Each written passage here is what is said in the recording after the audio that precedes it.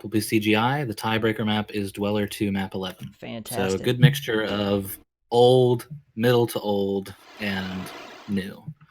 So here we go. Move to the Ralphis versus Saltmine.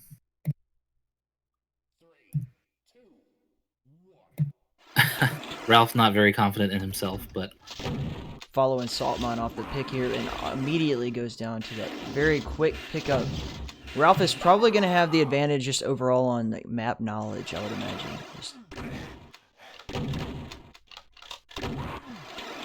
Nice shot. Yes, he's played a lot of this map. Yeah, it's just one of those things that you can't compete with. Like that first spawn of the game is always the most important spawn you're going to get.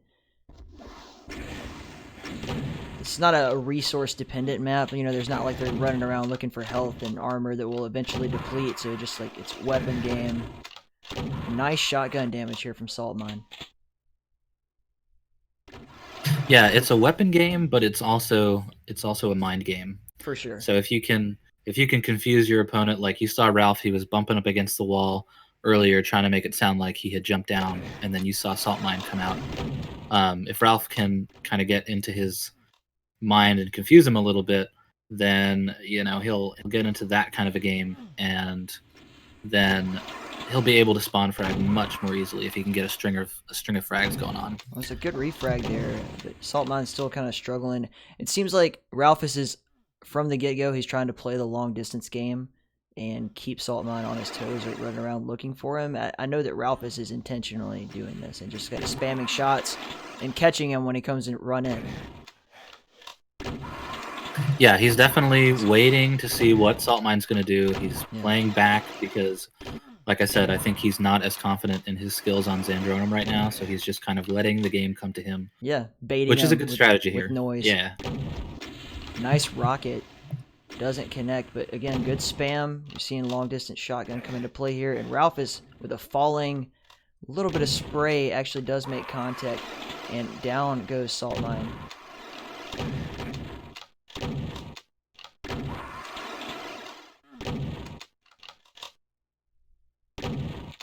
Already 12-5, Ralphis' way. Let's get over at his point of view and actually see what he's got going on here. Just slowly.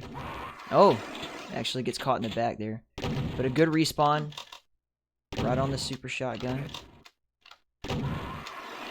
And a nice spawn frag. Just ran right through into it.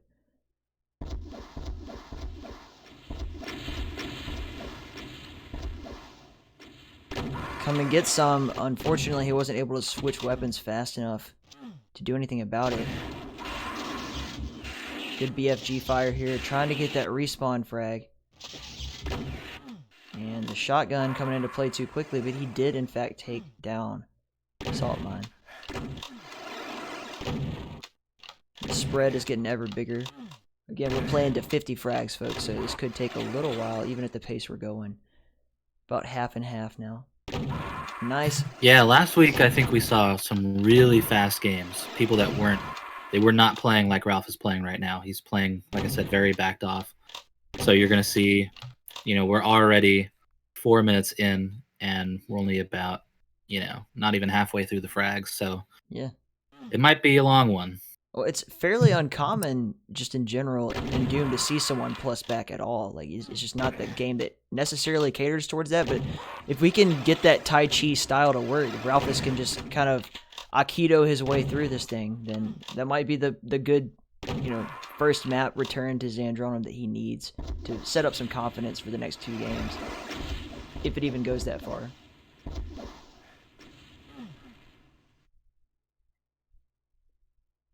Yeah, I think Saltmine's starting to catch on to where Ralph is, but he really can't do anything to stop it right now. Yeah. Well, earlier Ralph was like constantly making noise, baiting him, you know, come over here, come over here, come over here. And now he's like just actually just being silent. Good. So I think he's regaining his confidence. Like, look at the spread. He's looking at the spread. He knows just as well as we do that he's in a good position. Saltmine's making some good shots too. No, I mean, he's yeah. And he manages to get the BFG here, but he gets killed by Ralph before he can make use of it. Back over to Saltmine's point of view. Ah, see, that's a kill he should have had there. For sure.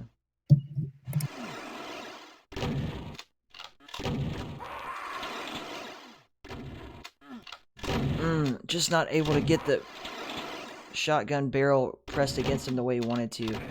Gonna have to pay for that. And that's gonna be another big thing that we see is just like muscle memory here. Ralphis seems to have just a better handle on his own sensitivity at this point. Just aiming, positioning himself better, quicker 180s. Nice pot shot there from Saltmine, and not able to get that refrag the way he wanted to. Just caught Ralphis at the wrong time, in the wrong place.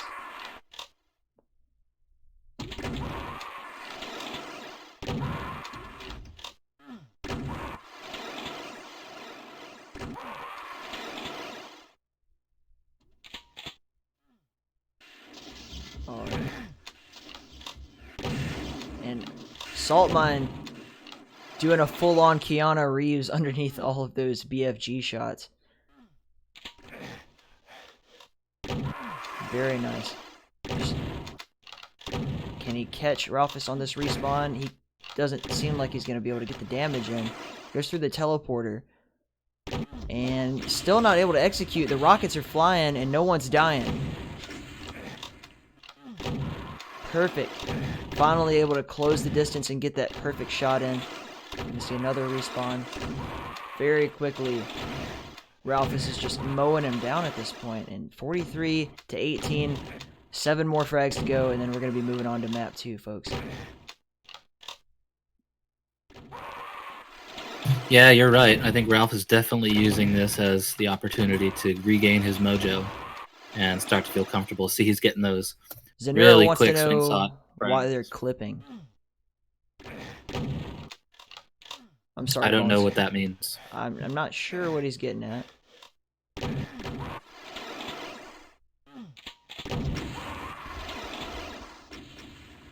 A sprite billboarding setting. Well, as soon as this match is over, you tell me what to enter in the console and we'll get that fixed, Zenero. Thank you very much.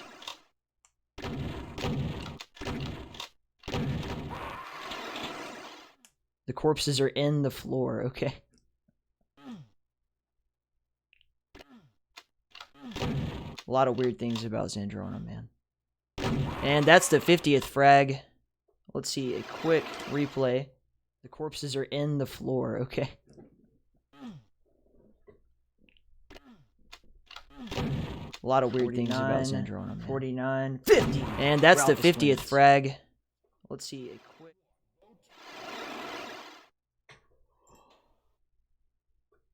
Back to the player hub.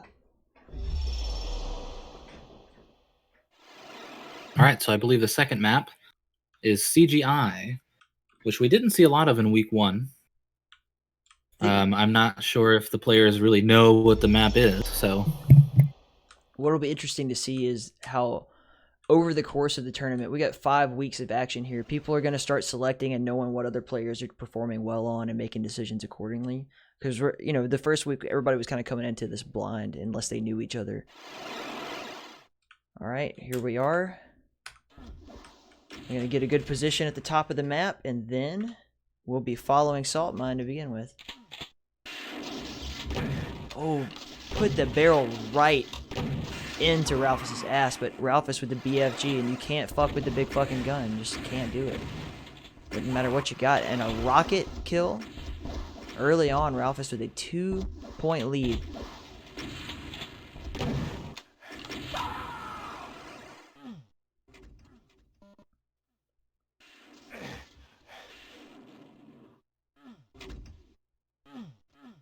Options, display, OpenGL, preferences, adjust sprite clipping always. We will do that after this match.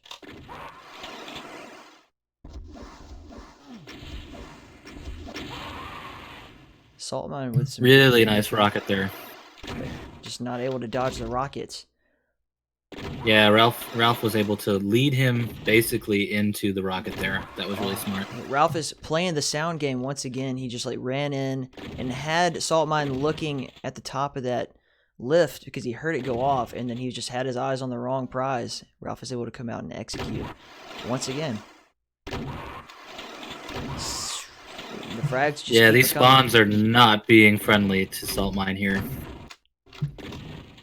See, Saltmine has a pretty low sensitivity here. He's not able to 180, you know? Like, I'm not sure if that's exactly conducive or, like, maybe just not conducive to the way Ralphis is playing against him. Just kind of closing distance and getting really close on him. And this map, kind of totally changing up his previous style. He's running in very confidently, closing distance very quickly, and just putting the barrel of the shotgun right on Saltmine. Just like that.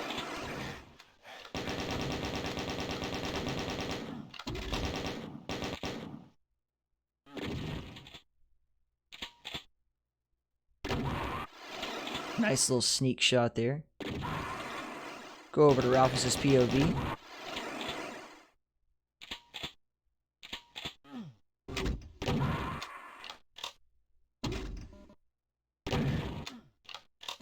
Got some good damage there.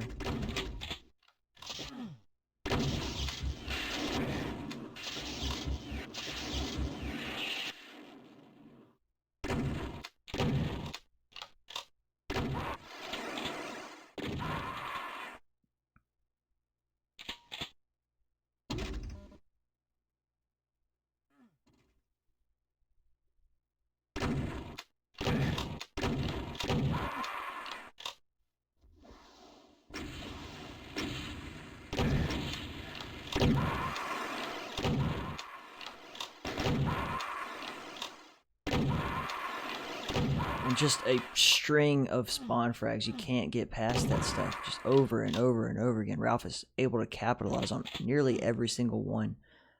It's 20-5 now. It's going to be very difficult for Saltmine to put together any kind of real defense against this. Just unable to position himself or even get to a weapon necessarily before Ralphis closes that distance and takes him right off the spawn. And he tried to get in there. He really, you know, came at the right angle, but probably not at the right time because Ralphis had him, you know, just right between, wrapped around his little finger.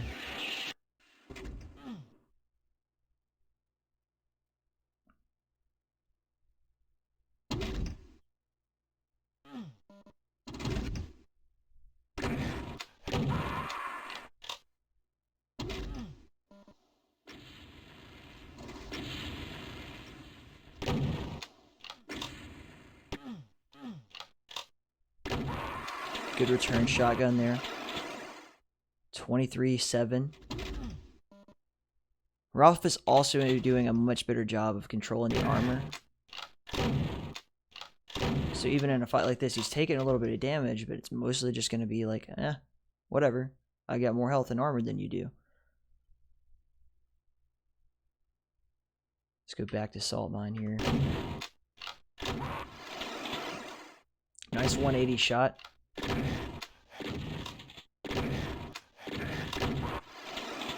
Single shotgun, not going to work at the close distance, but a really good execution of the minigun there. And that was just a failure to react on time, I think.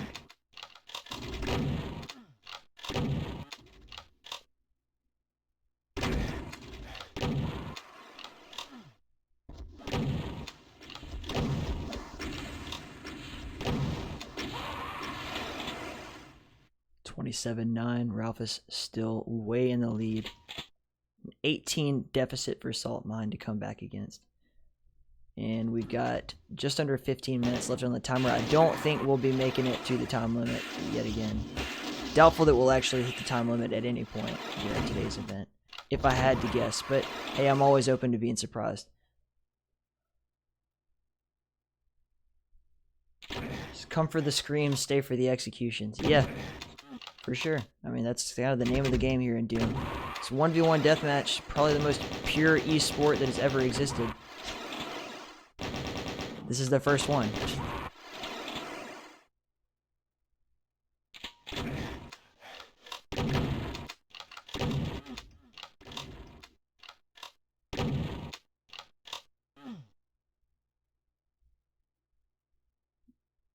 Saltmine trying to find Ralphis and just can't seem to figure out where he's hiding.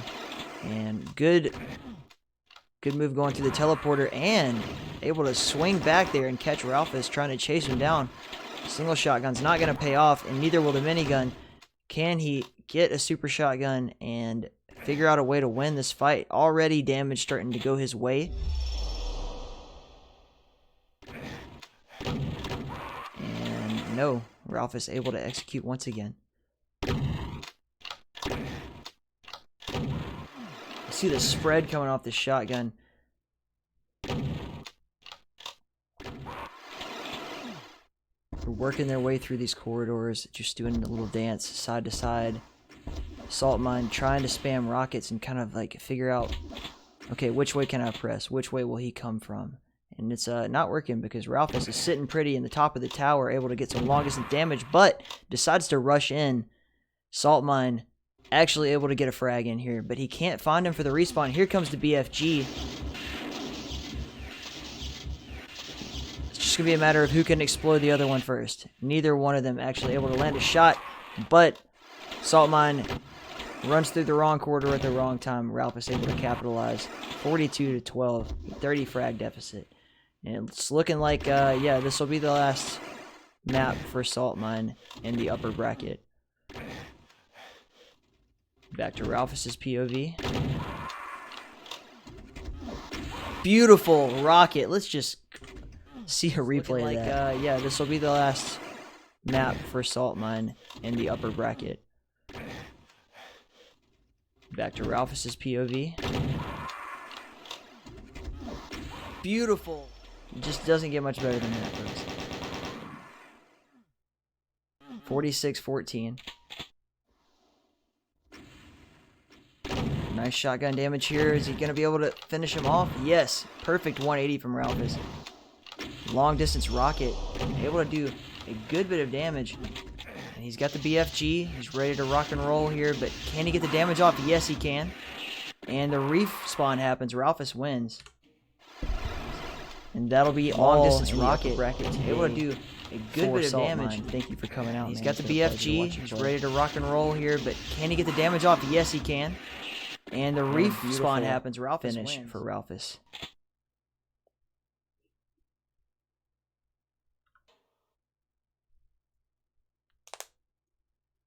All right, let's do what Zanero told us to do first of all. So we're going to be making sure our sprites don't look like dog shit. Options. Display. OpenGL. Preferences. And we're looking for adjust sprite clipping always. There we go. Thank you very much for the insight there, Zanero. Couldn't do it without you, dog. And HumanBones, what will be our next matchup? That is what I'm trying to put together right now. Wonderful. Let's see. Let's just kind of like get an idea of what our sprites should have been looking like that whole time. See how they're no longer sunk in the ground? You can just get right up on these dead bodies and see the gore just rotating in real-time 2D space. It is incredible, and you can't beat that. Magnificent. And if you look at them at just the right angle from above, they disappear completely. It is an amazing phenomenon that physicists have been baffled by since the dawn of time. But as you can see, if you move on over to the side, it becomes apparent that here they are, just rotating around. It's just incredible. You should enable that setting in GZ Doom. It's probably not as jacked up, to be honest with you. Let's see. While we're waiting, let's put on some wonderful music.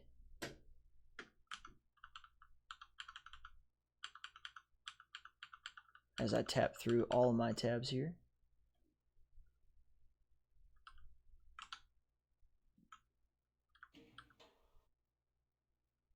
Alrighty. Back to the home page.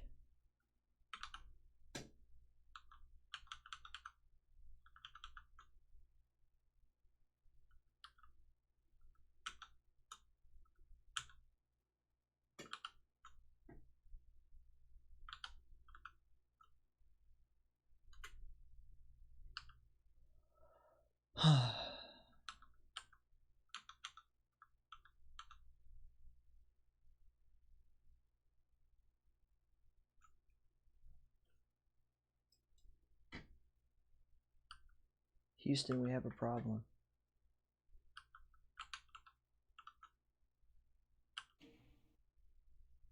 Are we going to be playing in the same server, Bones?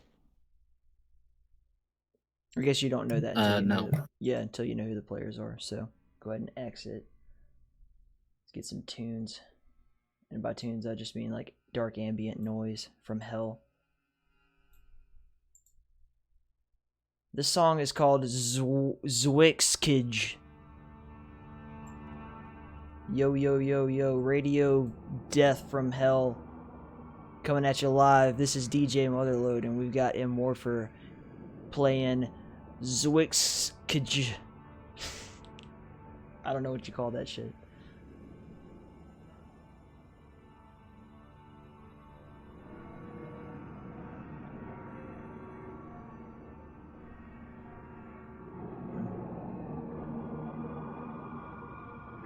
Gotta keep the coffee flowing.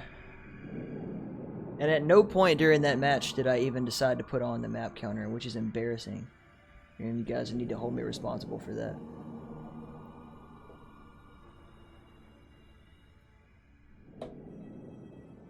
It'll be a lot more handy when we get down to business with everybody playing best of 5, such things.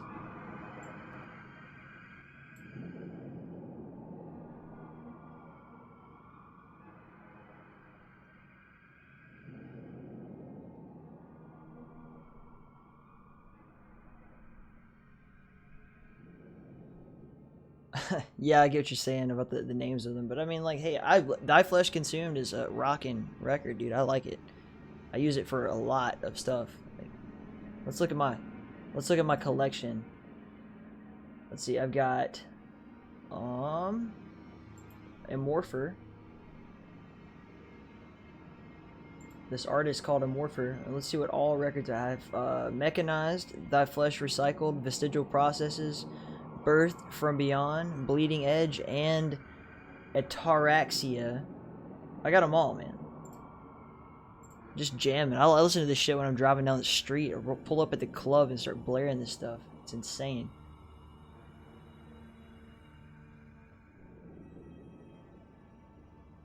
This is what it is.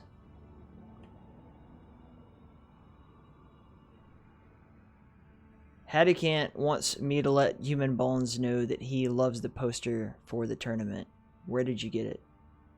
Who made that? Well, I think he did. Yeah, I know.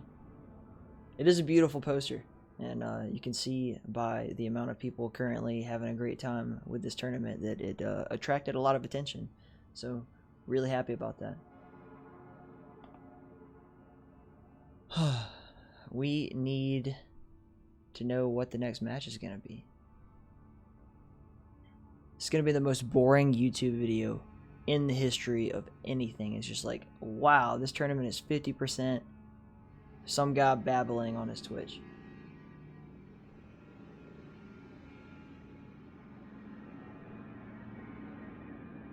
Yes, and everyone who tells me we need a new match, we need to figure this out, makes me go so much quicker. I'm setting up where the server's going to be. But our next matchup will be Ghostkiller versus Solar. Fantastic. 2 Mexican players. I don't see what their nationality has to do with anything. They'll be playing Dallas, right? That's the only server that makes sense for them. Do we have a Dallas server? Yeah. Yes, but I'm trying to figure out where they're going to play because...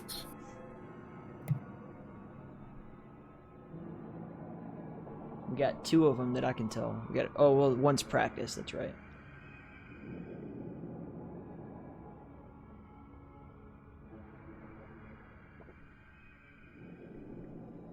Dallas. Yeah, I mean, Dallas is the home of Doom. It only makes sense that we should play Doom in Dallas. That's like, what do you want? DoomCon is in Dallas. id Software is in Dallas.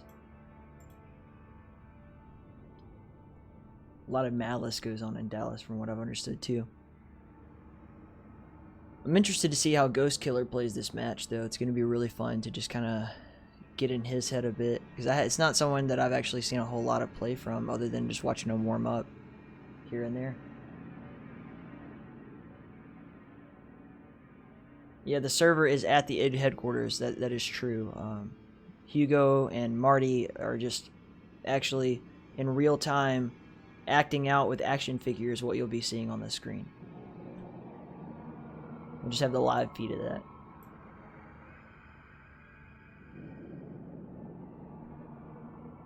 Huh.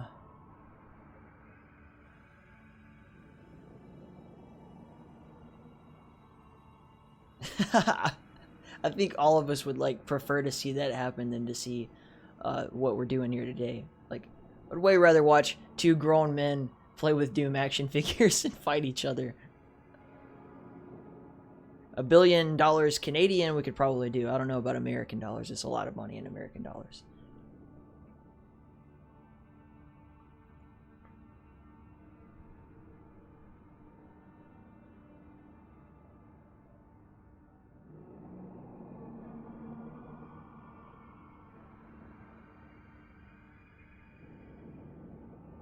Tabletop Night D&D is popular enough to show it on Twitch.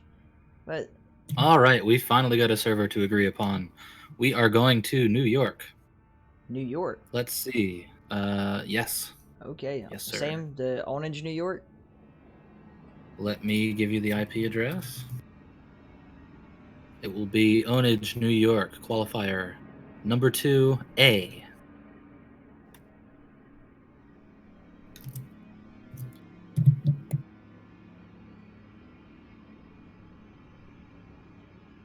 Alright. Here we go. Zeb says Bazinga. That's interesting, Zeb. I don't even think that's English. Alright, I am in server. We were just waiting on our guys to show up.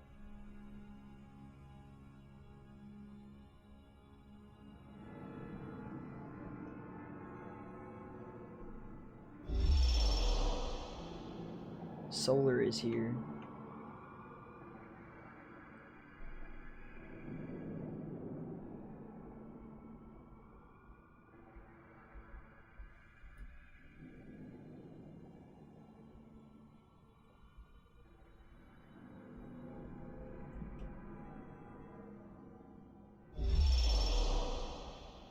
Ghostface is here.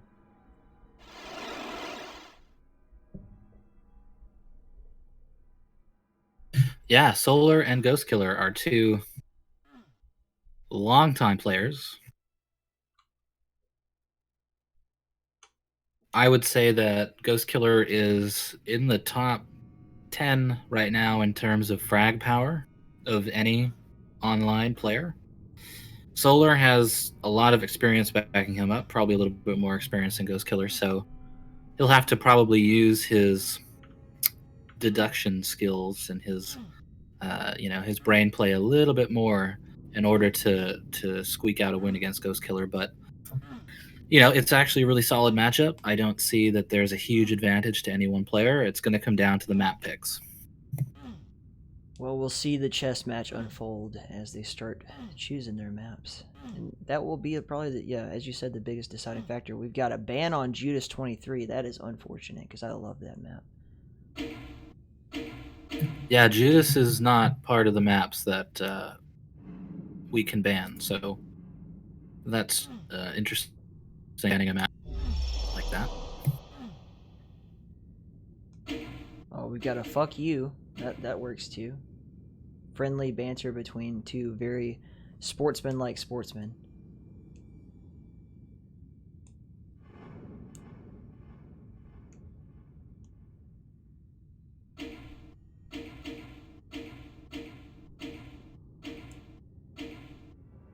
Yeah, the EG in brackets legendary Ghostface is definitely a mouthful as far as usernames go. I'm also glad he didn't make the font full size, man. But it looks good. This is appropriate, I think. It's perfectly, laid out, well proportioned, nice and supple, and that's what we're looking for in a HUD for a spectator. That you can't get any better than that. 90s mom jokes. You make some 90s mom jokes. Get after it.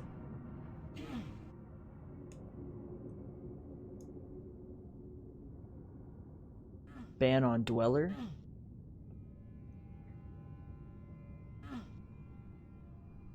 Yeah, so they banned King 1, CGI, Pyrrhic, and Dweller, which leaves Mu2D, Uptight DM, and whatever the last one is.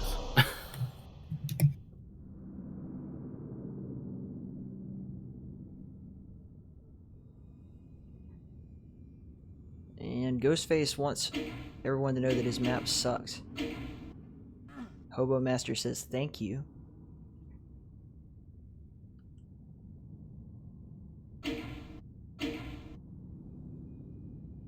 And they're just, it looks like we're just trying to vote. Come on guys, let's get the ball rolling. Ah, yes, okay. Idea is the first map. So we'll be doing Idea, which we haven't seen on stream yet today. It's going to be fun. It gave us some really good matchups last week.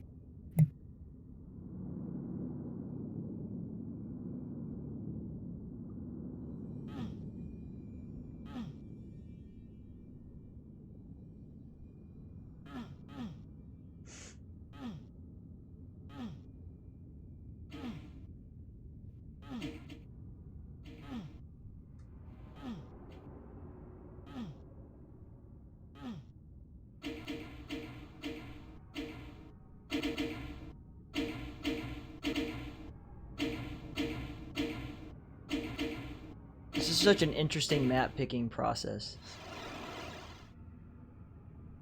Yes, that is part of the strategy. That actually is part of the strategy in Warfare. You do want to piss off your opponent as much as humanly possible.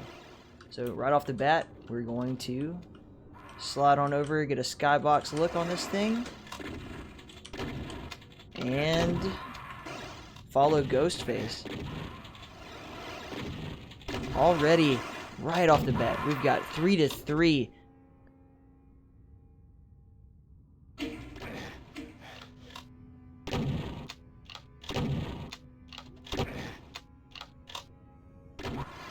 Nice long-range shotgun there. Solar with some excellent shotgun catches, but Ghostface able to pick him off from a distance. Coming in with a single barrel shotgun now. He's just going to slide around and try to get underneath him. He did get some damage off that shot. Seeing the teleporter game get played here. 40 health only for Solar. Goes through the TP and gets a frag. 6-5 now. Ghostface still in the lead, but only by 1. This is anyone's game. We're going to see Solar kind of slow it down a bit, try not to make too much noise, and yet now he's got an eye on him from afar. Heard the teleporter, and he's not able to get a beat on him. Can he finish this shot? He's not going to be able to catch him. Really nice escape from Ghostface, but he walked right back into it and paid for it with yet another frag, which will put Solar in the lead by 1.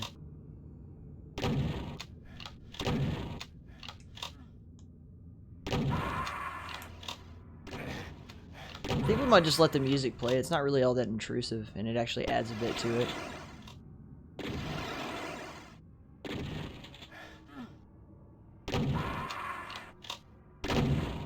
Already let it go this far. Seeing Solar now start to make a spread. Ghostface is going to have to figure out a way to not let that happen. Only a 2 frag spread, though. Make that 1. The single barrel shotgun is not going to fulfill his duty here. Just like that, we've got a tied up match. Rockets coming from all angles. Let's go over to Ghostface's point of view. And he gets a face full of rocket right as we make the split. Make that 2. 13-11. And this has been so back and forth, I wouldn't be surprised to see this come right down to the wire if we continue at this pace, because no one can seem to really get a footing. It's just like someone dominates until they run out of ammo, and then we switch to the other person. Yeah, it's been an incredible back and forth. And totally what I expected. I think that they're very close in their dual skill levels. So it's really 2 different styles here.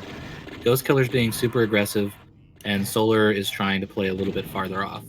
So, you know, they're getting a couple frags in a row with their own styles, and it's evening up so far.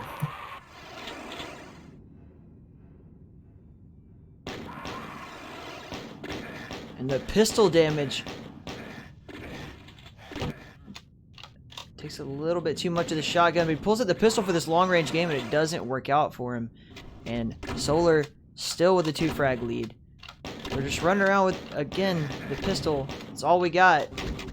Use what you can, and playing the ring around the rosy game with that little pillar. Nice. Long distance damage right here off the respawn, and he's able to finish him there.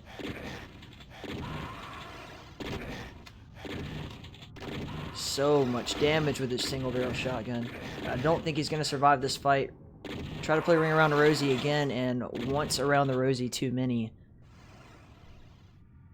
1 frag deficit here for Solar. 2 frags. The spawn kills are real, but again, return the fire. Just see someone get to the point where, like, okay, they've worn out their welcome, and you're gonna have to see somebody capitalize. Once they take over that power, can they, like, really get that string of kills that makes the difference for the next couple of rotations on health and ammo? It's gonna be really hard to call it a decisive match, because it really could just come down to, at the finish, who was in the right side of the cycle when it ends. We're about halfway through with this match here, folks. Assuming we remain at the same pace. We're seeing a lot more fights start to get carried out right around the pillar. Back to Solar's point of view here. 30-30. Should show this on ESPN.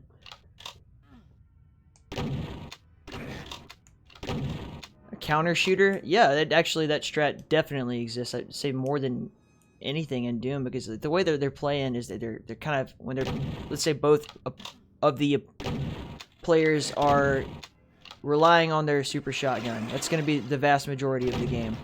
They're going to wait for the other person to shoot, and then try to, like, they know exactly how much time it takes to reload, and try to take their time and really get that perfect, just slightly to the right of their sprite shot to get the most damage out of that shotgun. You'll see that over and over again. And counter shooting is a perfectly valid strategy within Doom. Thanks for asking that question. Exactly, you want to get them on the reload. And 35-35, we'll make that 36. Ghostface just getting clipped right here. He's a body with a shardy, he's a beast with a piece, but he's not going to find any peace standing in that area.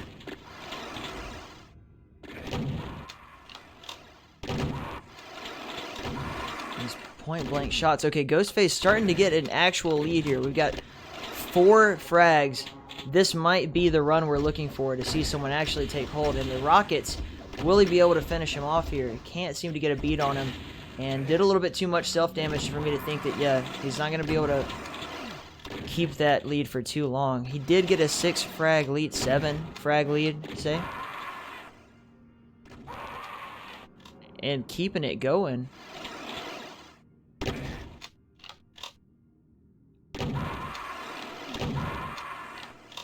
Good spawn fragging here. Solar may be able to just work his way right back up if he can string together some kills. But no, Ghostface playing the quiet game and going to pick him off from a distance. Very intuitive.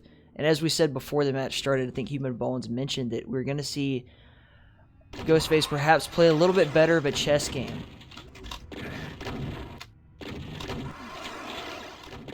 Much like baseball, Doom is a thinking man's sport.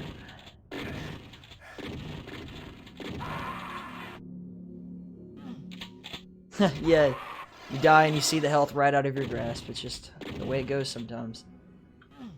49, it looks like Ghostface is going to be able to finish this off. We'll go to his point of view, and that is the finish.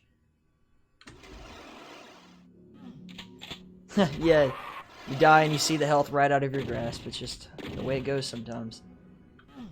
49, it looks like Ghostface is going to be able to finish this off. We'll go to his point of view, and that is the...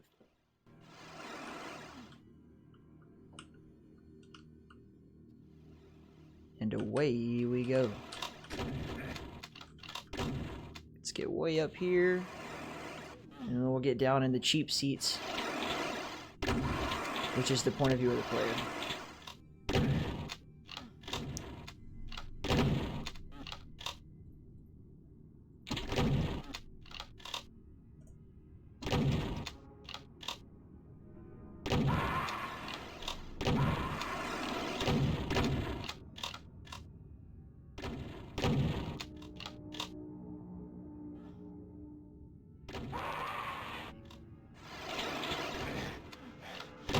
Nice full frontal damage there with the super shotgun. And Ghostface, it's hard to say he's establishing a lead here, but he's at least keeping it going. 4 to 5 now. Solar able to get that counter attack. I think we're going to see just a repeat of what we saw in the last map, to be honest with you. It's just going to come down to like really close, frag for frag. Maybe get 1, 2, occasionally 3 to 5 frag deficits, and it's just going to end on who is in the lead when the 50 mark comes. They know they're racing to that, but no one's really able to get a real edge, and that's what I want to see. We want to see more of a clear, definitive, somebody's got a winning strategy here. Ghostface was somewhat able to pull that off towards the tail end of the last match, but I still feel like he kind of won just because he was on his correct end of the cycle.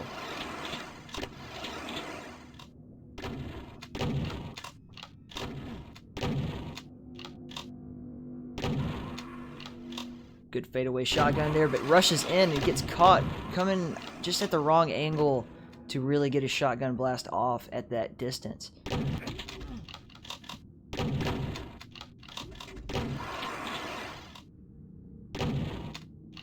Three frag lead. Ghostface will go over to his point of view. 4 frag lead. And just like that, as soon as we get to that, you know, like stretch as far as we can go, and then bam, there it is. Thank you for the follow, KingDime. Much appreciated, baby. You're the best, man. Thank you for putting on this tournament. Feel free to hop in voice chat if you want to help us do a little commentary, if you're in the server or whatever. I don't know if you guys are still streaming your matches.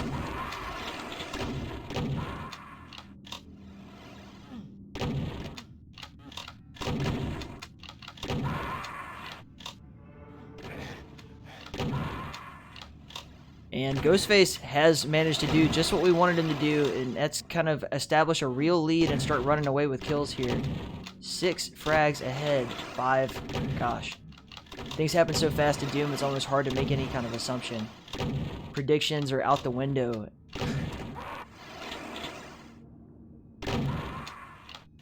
But yeah, stringing together kills pretty decisively now.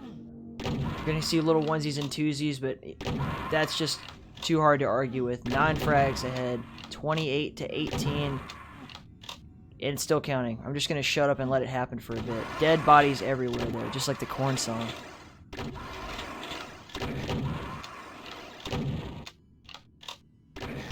Yeah, I don't think we're gonna see Solar give up. He knows what he's doing, and he's perfectly capable of coming back from this. If we've seen both of these players kind of do this, I think that if he just strung together a similar amount of kills, we could just see the rubber band effect happen over and over again with these two. We'll get back over to Solar's point of view just to kind of see as that plays out. The rubber banding, however, it could be over. Solar, seeing that gap, he might lose his confidence and just not be able to get in where he needs to go. 12 frag difference now for him. Still playing, you know, at the top of his game, but a little shakier than before. Not moving quite as confidently as he did when the spread was a little closer. That might be his undoing. Yeah, we're closing in on the 50 mark here, folks. We'll see a slew of frags get picked up here, but I'm not sure if he's going to be able to like just keep the string going for too long. With only 5 health, he doesn't really stand a chance to keep that up. We'll get back to Ghostface point of view as he rounds the final turn into what looks to be a victorious couple of maps for him.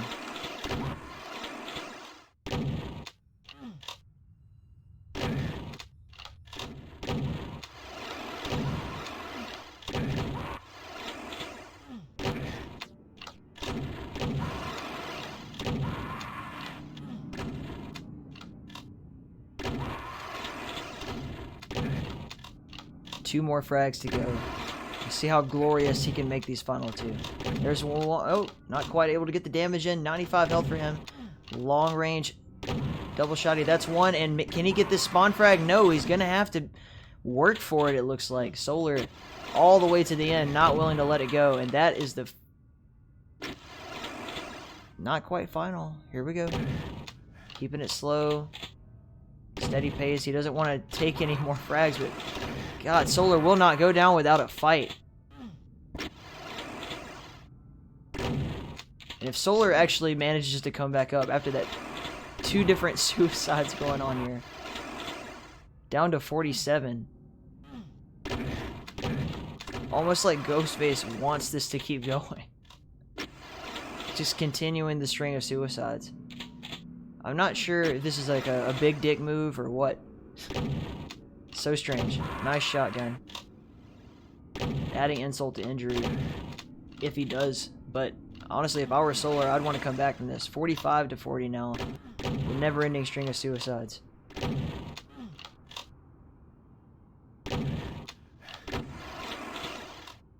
Yeah, we won't be streaming any more of Ghostkiller's games this afternoon. Duly noted. This is kind of ass. It's... I know what he's trying to do. He's trying to get as many frags as possible before getting to 50. But it's just... This is bad sportsmanship all the way around. It took a second for me to realize what he was doing, and now that I have, it's like, okay. But hey, you know, it's possible Solar could get a win out of it. I hope he does. I genuinely hope he does. And then I hope he wins the next map.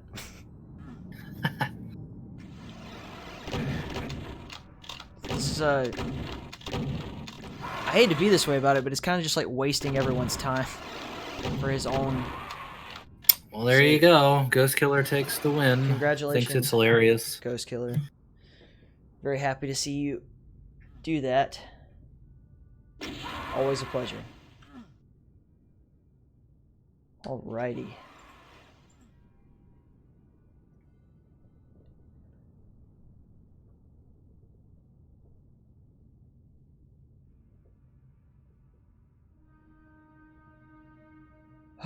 Let us see what our next matchup's gonna be. Ain't no telling, man.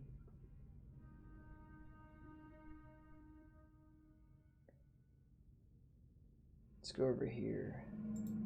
Let's pick another jam.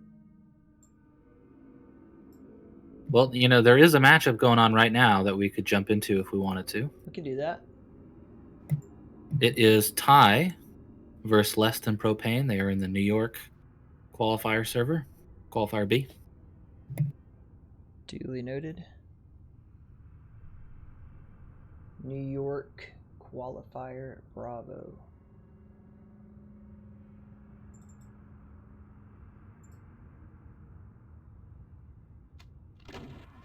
I love the color of LessThanPropane's name, by the way. I am in love with that color.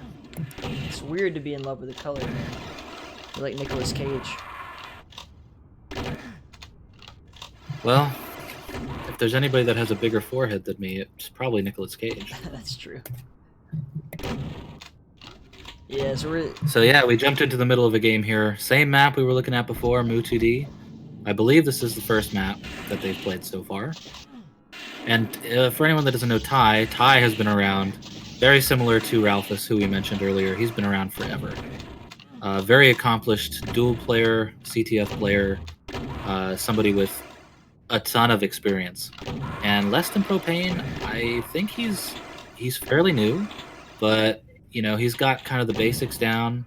You can tell that he's played some online games previously. He's still getting used to Doom. So this is a good matchup, you know. I think Ty is probably favored to win it, but if Propane gets on a bit of a run, you never know what's going to happen. Ty is actually infamous for loving the BFG and dual maps, so it was no surprise to see he strung together 4 BFG kills there. That is, in fact, the job of the commentators in Warfare, I think, is to like make it palatable to the audience of people who don't exactly know, you know, how to interpret what they're seeing in a general sense. And yes, I think we've got a new meme going on. We're calling Ghostface or Ghostkiller the Triple H of Doom because he's a bad guy. But the crowd loves to hate him.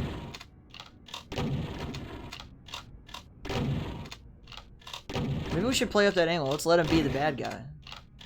Until we get a faithful hero who comes in and puts him in his place, like Hulk Hogan. Or I guess in Triple H's sense, Shawn Michaels.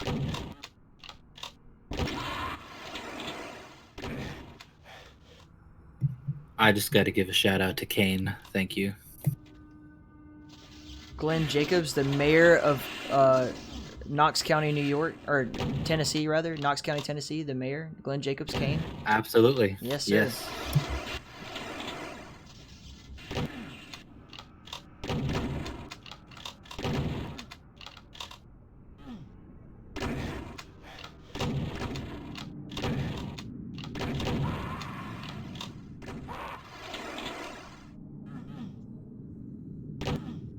Gonna go back over to Sex's point of view. This is about as definitive as a lead gets. 41-16.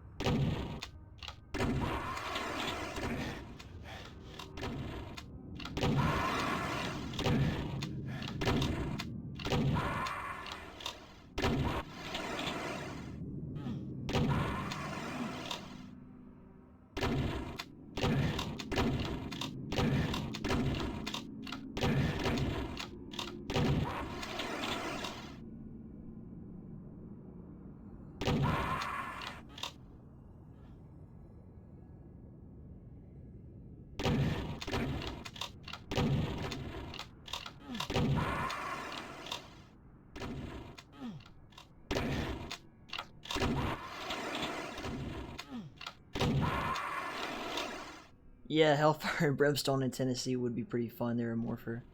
We're seeing plenty of Hellfire and Brimstone all over this map, though. Just look at the amount of dead bodies. This cannot be anything but hell. Listen to the soundtrack. It's insane. And not able to get that long-range BFG like he wanted to. Sex is at his 49th kill. This next one that he gets at some point will be the finish. As I say that, it happens. Congratulations. And you saw Propane get together a couple spawn frags right there at the end. I think this map was just a little too advanced for him, especially versus an experienced player like Ty. So we'll see. I'm not sure what their next map is, but we'll see if he can capitalize on that pretty decent finish he had there. But still, Ty takes this one 50-25. And that was map 1 for them?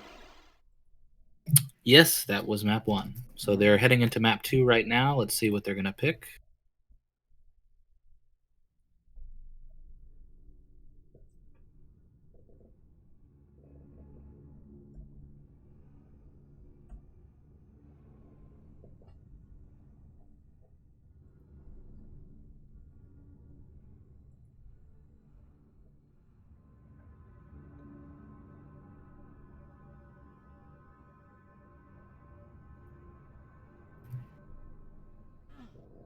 Okay, get the map counter updated and back on the board.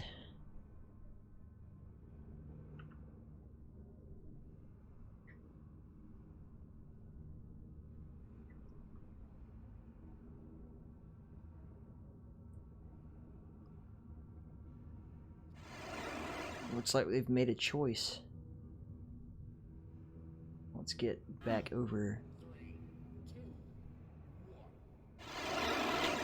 We're gonna start off following Mr. Ty here. He goes down.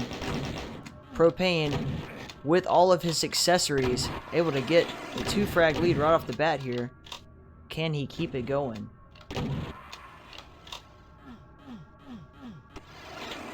Nice telefrag here. The BFG, as he went for it, he gets caught with a shot, preventing anybody from actually getting their hands on it. But he's going to go for it again. He's not able to get the clip he needs. He's got the BFG. Will he be able to? Nope. Not going to be able to get it off. Going to see that play, I think, repeated several times through the course of this match. Keeps going for it. Propane still holding on to his lead. Perhaps because of the incessant chasing of the BFG. Maybe we'll have to see Ty pay a little bit more attention to be a little bit more realistic about what he's doing here. But he does have the BFG and the armor now, so maybe he will be able to finish this fight off. And he did. Finally gets it going, and can he string together some kills? No. A nice single shotgun blast from across the map will finish him off.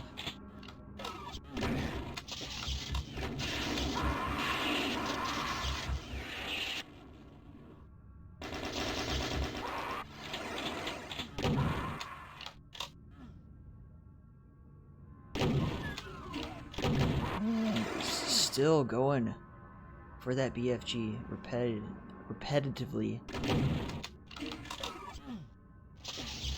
And will it pay off for him? Yes, it will. 2 in a row. Yes, sir. 3 in a row. No dice. 70 health. Can he? See, this map is a little bit newer, and so Ty obviously doesn't have that experience to kind of outsmart his newer opponent. So right now we're looking at an even game. Now you could say that someone that has more experience playing will be able to pick up a newer map a little bit more quickly than a newer player, but we shall see. I've had that discussion with many of folks before, and much like in Quake, there's a generally agreed upon set of maps that all of the old players agree upon, and then you have new players that come in and they get more excited, so they actually spend time grinding these new maps. So perhaps Propane has just had more practice in general on this map. Maybe he was an equal player, but just not an equal player on that map.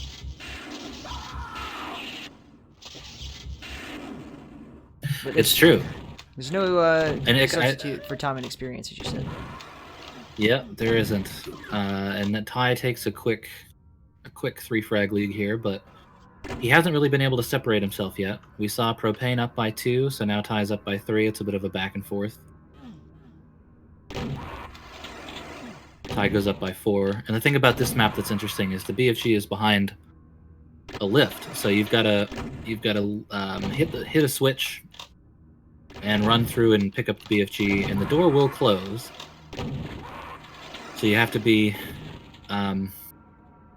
you have to be quick when you're trying to grab it. And chat was actually pointing this out, that you have essentially 2 different audio cues that let you know someone's going for that BFG. You have the shot and the switch, and then you have the actual drop of the lift itself. So it just really gives away your position. Yeah, it does. And you saw Propane get the BFG there.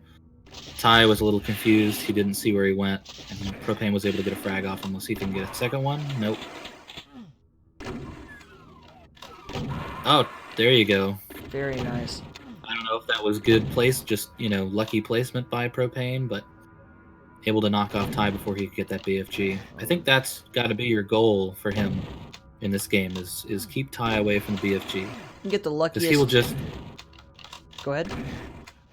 He will just relentlessly go for the BFG. Yeah. You can get all the lucky placement, in the world. You can just be in the right place at the right time, but if you fail to execute, it's just not going to work out for you. And we see that again. Here you go. He's got the BFG. He's got all the positioning he needed. He was standing in the right place, but he just wasn't looking in the right direction. He wasn't paying attention to his audio cues and knowing where his opponent was going to approach him from. It didn't pay off.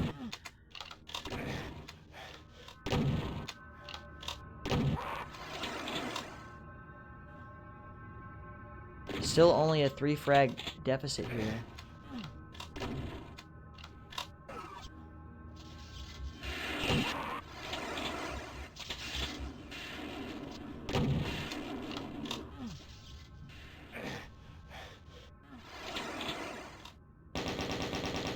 Playing the minigun game, and he's able to finish him off that way. Switch to the super shotgun, but with only 5 health, he's not going to be able to capitalize on this. Propane is going to get a respawn right on the super shotgun, but he's got to put eyes on the prize of his opponent. He did, keeping him from going for the BFG again.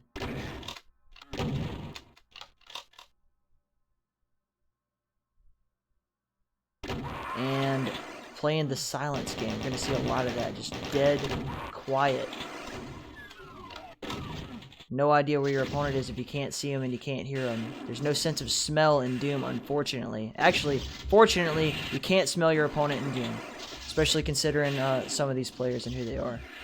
But yes, but you know, sometimes if you spend long enough playing Doom, you'll smell yourself, and it could be just as bad. Propane is keeping it within 10, but you know, Ty is starting to pull away a little bit here. And I mean, Propane is getting some shots off, but they're just not killing Ty. And there you go. Ty up by 11, 10. Yeah, he's got the jump on him. Ty has the jump on Propane. Seems like Ty's been able to kind of get the pace of the map throughout the course of the match. Yeah. While, you know, keeping it close, but he had to take some time to kind of learn his opponent and learn the map. And it seems like he's got it under control now. And now he's really using that BFG as bait. Yeah. So before he wasn't really, you know, he was lowering it, but he wasn't going for it. He started going for it a little bit. He was seeing how Propane was kind of playing it, and now he's lowering it and just using it, you know, like I said, as bait. So he'll maybe almost go through and kind of confuse his opponent. So he's definitely starting to enter into that mind game territory. And yeah, he's taking a 16 frag lead here. Sometimes it just bees like that.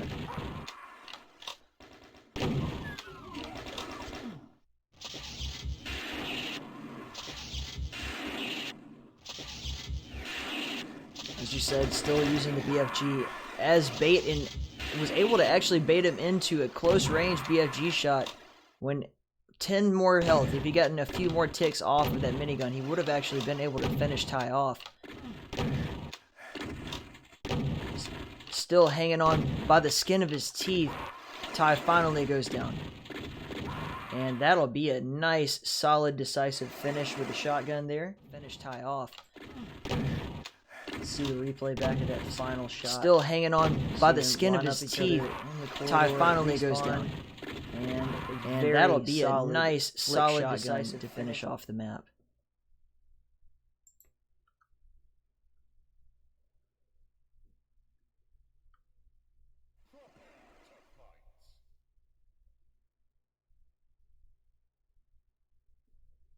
We'll be going back to the HUD.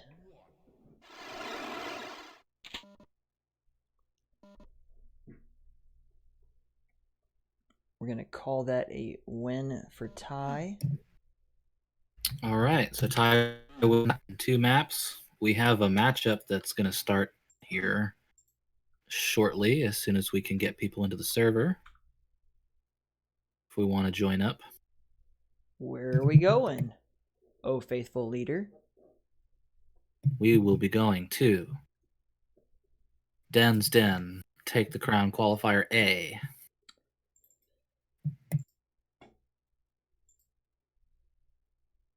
Okay. Spectator show stat. All done fail. Is this an older version of the stat? I'm not able to enter the server as a result of whatever this is.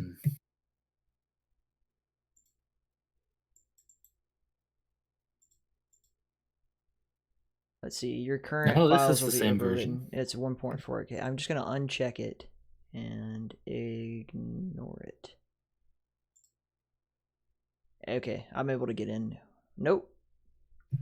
Saying, please make sure you're using the exact same water. This is a old school Xandronum thing that's plagued me since the dawn of time. Let's try it one more again. All right, let's try to install it. See if this works. And it fails.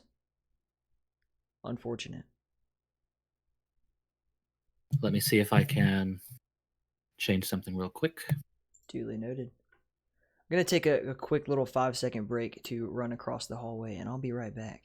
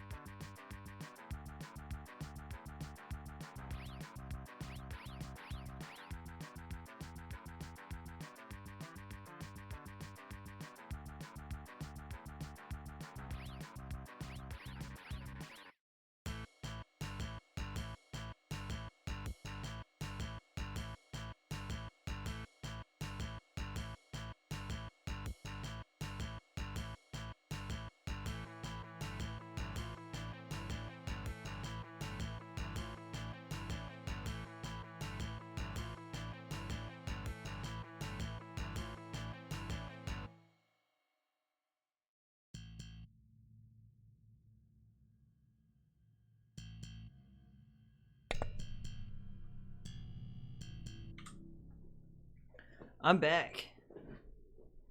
Howdy, howdy.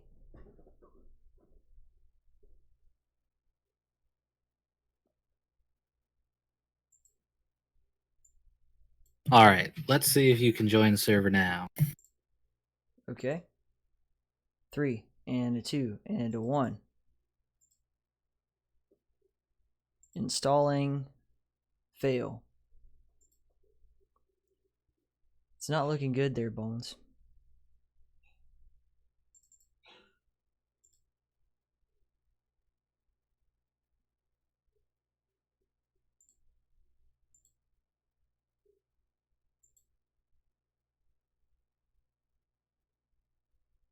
All I'm getting is the make sure you download the right thing. So I'm not sure that I'll be able to. We're gonna swap servers. Okay. Because I'm not sure I would be able to troubleshoot that quick enough for the stream's sake or for the match's sake. So qualifier B.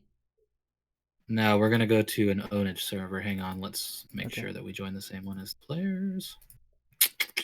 Ownage, Deutschland or New York?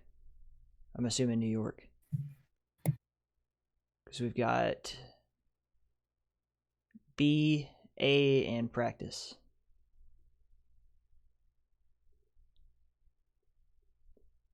Hey, I'm glad to be back in Morpher. It was a great run across the hallway to send this coffee to its inevitable coffee hell at the bottom of the ocean, hopefully. Well, I don't even think it goes to the ocean from where I'm at. You know where I'm at. Like, nothing really makes it to the ocean from here.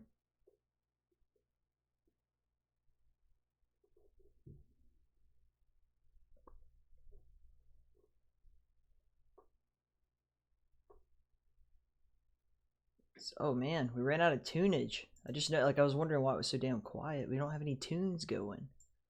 And Morpher, what do you want to hear? What's the greatest hit? Mechanized? I think I'll do the Mechanized record. And Morpher, the official soundtrack of In the Keep streams. Brought to you by QuakeFans.net.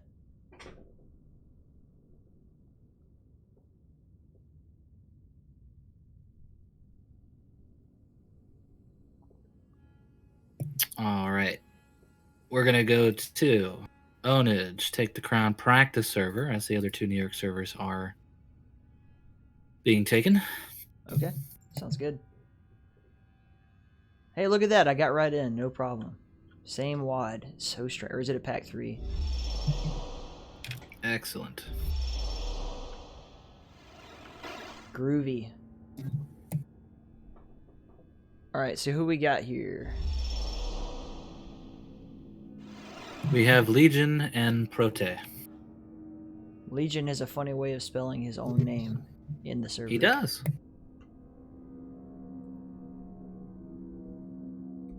Proteh. So, Proteh is an experienced Quake player. Sounds like my kind of guy. Yeah.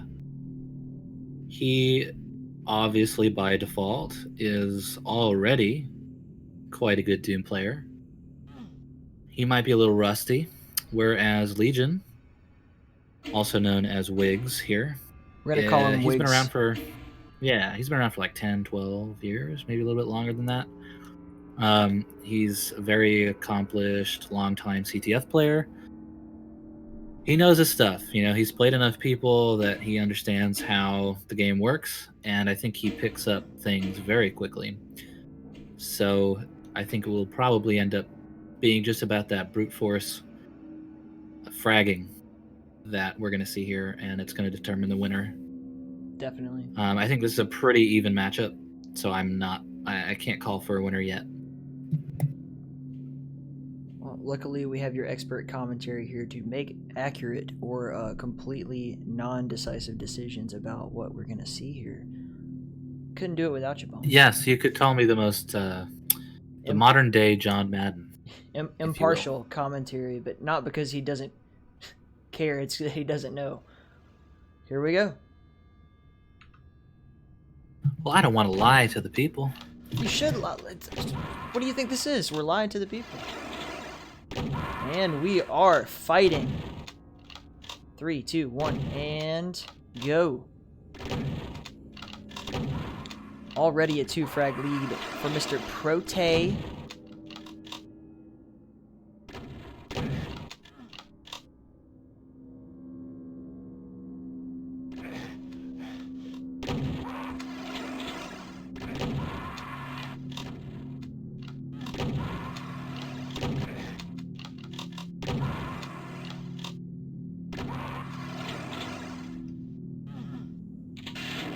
Ooh, a nice BFG damage there from Mr. Wigs.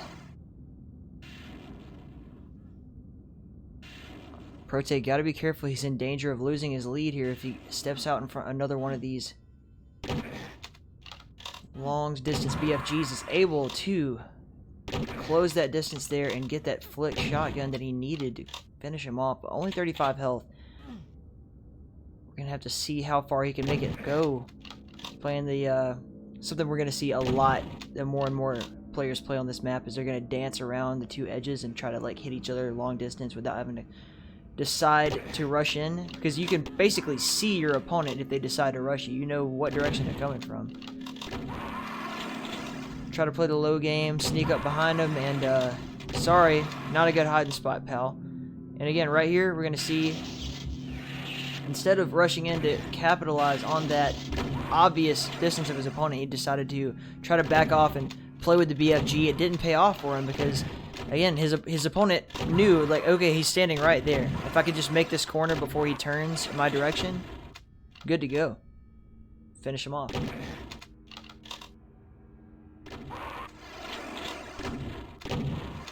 Beautiful fadeaway shotgun blast right here. Proteh establishing a pretty dominant lead here.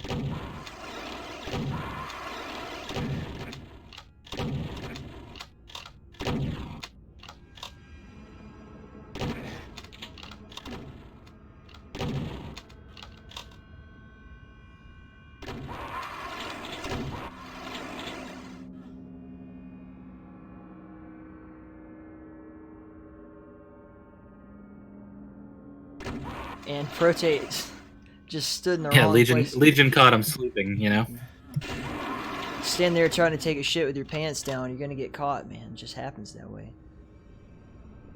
Don't let them catch you sleeping. Does it? Does it happen that way? You have experience with this? I mean, have you ever been in the middle of a fight and stopped to pull your pants down? Like, you get your ass kicked. Literally, like, you expose the skin of your ass to being kicked. Usually you gotta go through the pants with the foot. Well, anyway, yeah, we saw a couple really good spawn frags there from Proteh. 21-14. Yeah. Playing in factors of 7. 9 frag lead. But this map can really be relentless with the spawn fragging. So all Legion needs to do is just get a couple of those right in a row, and he's back in the game. Yeah, For now, though, Proteh is in control. 7 frag lead. Oh, nice dodging by Legion. But really nice. That was some really good movement. Yeah. But he was only able to get that because he dodged the crap out of Proteh. That was some really good movement there.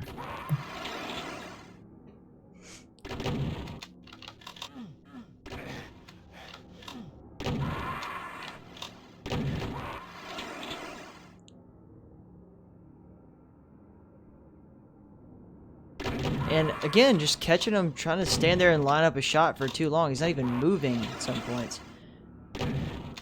Gonna see Mr. Wigs start to close the gap a little bit. 7 frag deficit, but he's got plenty of time and plenty of frags to go before you could count him out at any point.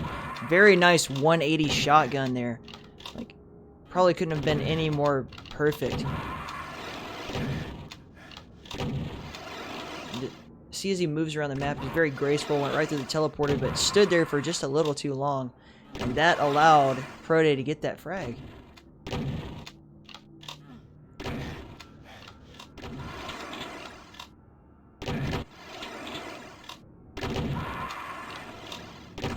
Stringing together some nice kills here. 7 frag deficit again. And nope, just gonna eat one. He heard him. Such an audible map. You can really it's one of those maps you can see and hear basically everything your opponent does if they do anything. Yeah, well, we saw earlier, Ralphis really playing with Saltmine. For sure. With the fake grunts. Or maybe they were real grunts. You never know.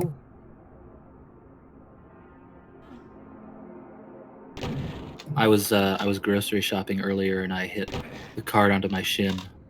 That was a real grunt. Just in case, you need to know the difference.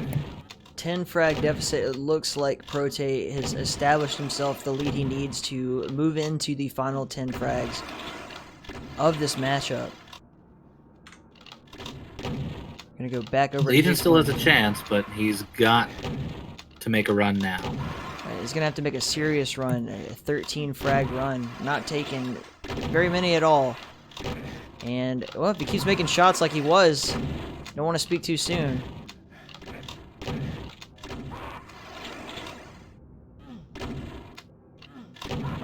He's coming up at the wrong angle.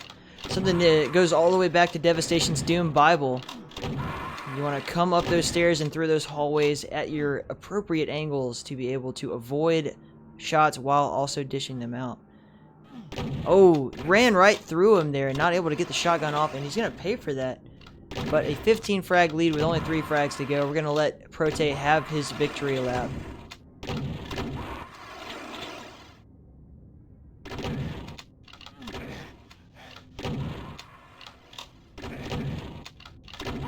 One more to go. And nope, not going to be able to get it there. Let's see, can he find him? Very quiet. Oh, we saw his head poking through there. It's like watching a hunter stalk a deer at this point. And that will be that, Proteh. See the instant replay of that. Can he find him? Very quiet. You can just see him very... Oh, we saw his head poking through there. It's like very watching a hunter stalk a deer at this point. Looking for his opponent. And that will be that, Proteh. Just the skin of his head peek above the staircase. Excellent job to both players in that map. So that's going to be 1 for Mr. Proteh.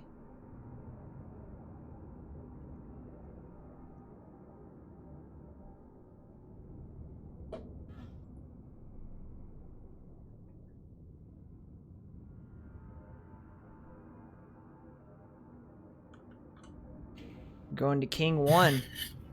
King 1. Haven't seen this get played yet. This is classic map Super here. Classic and wide open. Like just so much can go. And actually, it was the map that was featured on the very nice tournament image that we used, the poster for the tournament.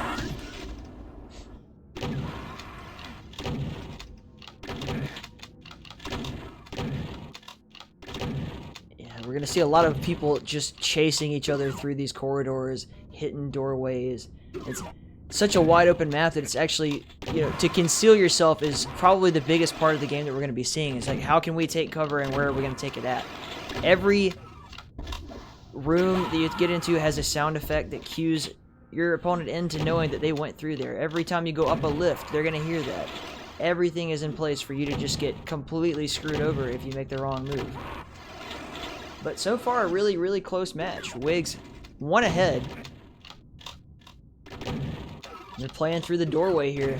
But as he came through, he was able to sneak through the door as it was closing and finish off Wigs with that frag. Proteh playing quiet here. He knows exactly where he's standing with the... Oh!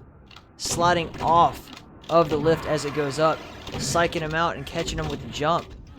Gonna see some spawn frags right here, possibly. Only 5 left. Can he get the beat on him? No.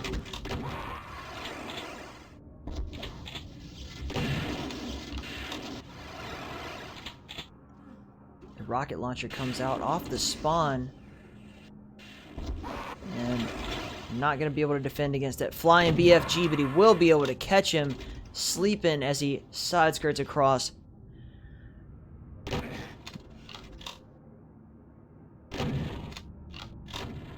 The lifts are fast, period. And it's like faster than the blink of an eye in Xandronum. You don't really get to see a whole lot of like lifting. It's just like bam, bam. That's the way it works. And makes for a interesting visual effect, but it also makes for like a different way that you have to play the game. You have to play strategically based on that. You know your opponent can't see you through the lift. You know that your opponent is going to see the lift come up, and if you're not on it, they're going to have to very quickly decide what direction they're going to face to see where you fell to.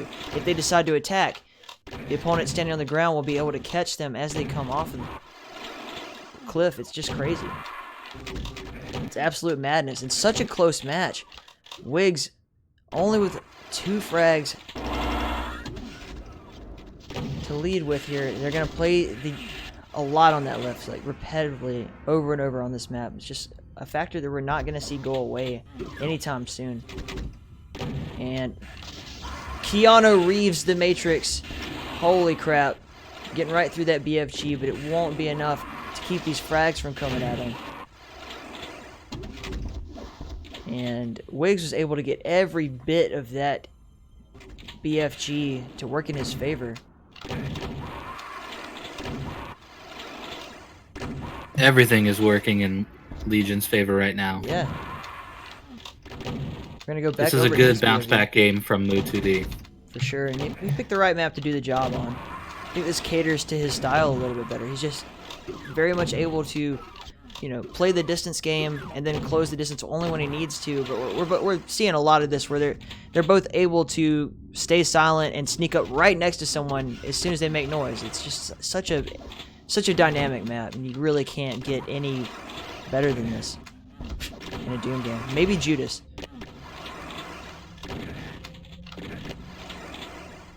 Thank you for Legion's got to be careful because that huge lead that he had dwindled down to 4 frags. Wow, that was an amazing rocket that Legion caught to the dome. Much appreciations for the follow there, Hug OXDS. Give that guy a hug. Somebody give him a hug. Very nice shotgun play here. Gonna have to see if he can back up with the... Yep. Get the maximum damage out of his single shotgun. Trading frags through the window. Only a 3 frag difference here. Wigs, again, playing with the BFG, able to get that rebound shot off. Not even the door can save you.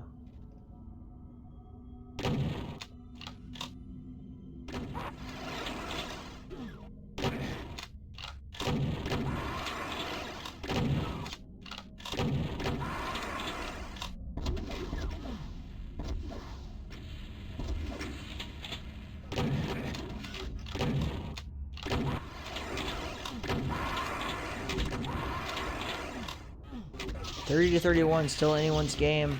The BFG just not able to do the damage he wanted to. Finally gets one off that makes it to the top of that cliff. And he's gonna slow down and strategically pull out his BFG and send some fire around. He cannot identify exactly where his opponent is, and that's gonna be a problem.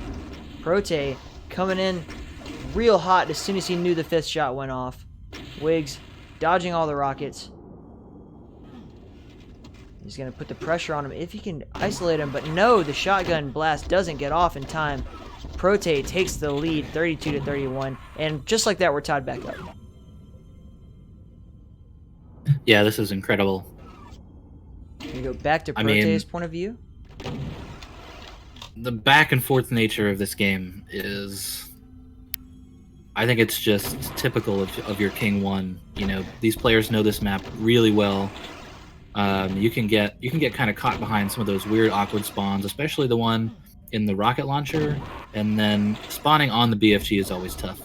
So, you know, you're just kind of basically dealing with a map that everyone knows so well. So you're never really going to be able to get out onto like a commanding lead. You know, there's always going to be a chance for somebody to catch up. And right now, it's still a back and forth. You saw Legion go up by 3, and then Proteh gets 4 frags in a row. So what's especially interesting about this match is that they're both experts in their own way, but have completely different styles that they're approaching this. For instance, I think Wigs has done a better job of generally playing the map, whereas Proteh has just a superior reaction time, and his aim has been basically impeccable. And a lot of these encounters, they end up. So that kill came down to positioning. And then we get the refrag right there. It was just like, caught you right there, able to flick the shotgun around just the right angle to get all of that damage and put his opponent down. Proteh knows he's tied up, and he's able to once again get that reaction time in exactly the right way he wanted to. And shot through the window, gets caught with his pants down. That's going to be a 2 frags right back at him.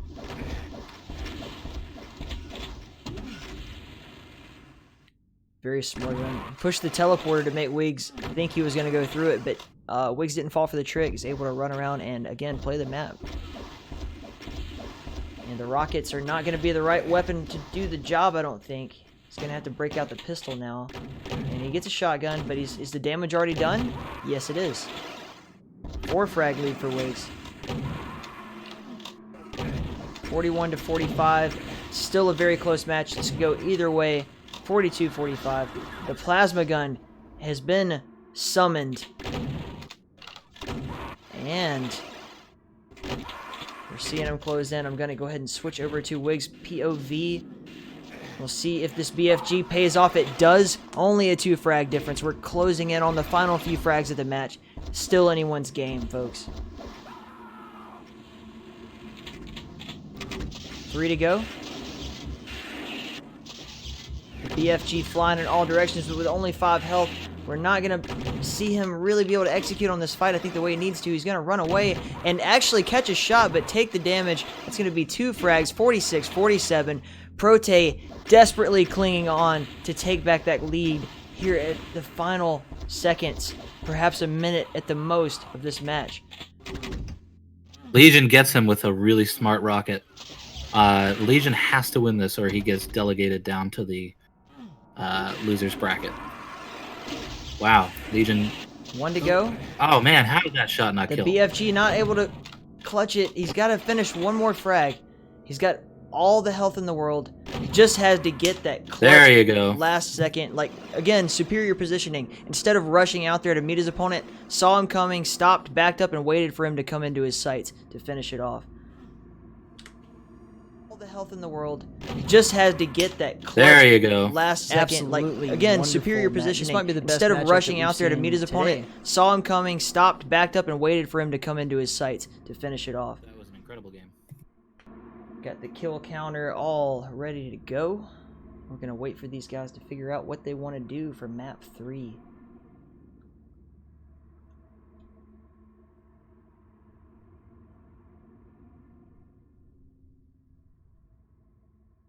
Oh, is it me talking over myself, Hadicant? That's funny. I'll have to reprogram it later on, and I'll keep that in mind. Thanks for pointing it out.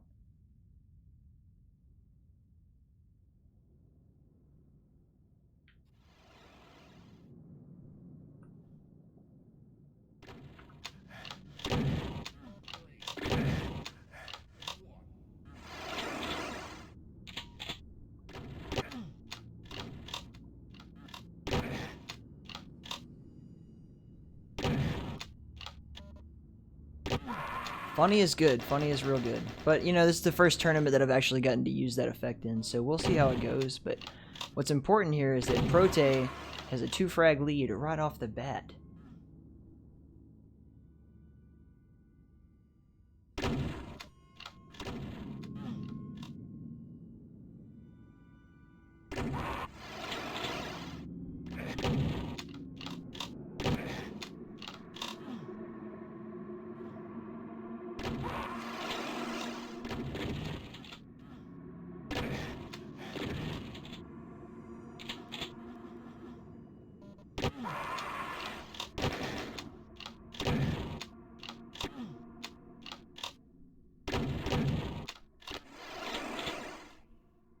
Three to 3. Just over a minute into the game. Both seeing these guys play the distance game. This is one of those maps where just, again, saw it plenty of, just a couple of matches ago where sound cues are everything. So much standing in between you and your opponent. Plenty of just scenery to block you. You can run around poles. You can run around buildings. Everything. You have to rely on the sound cues to know where your opponent's gonna be. And a very nice minigun kill there. Only 10 health now for Proteh. Can he get this long distance? No, he cannot. He's gonna have to eat that. But he knows that his opponent's weak. Can he go ahead and capitalize? He does.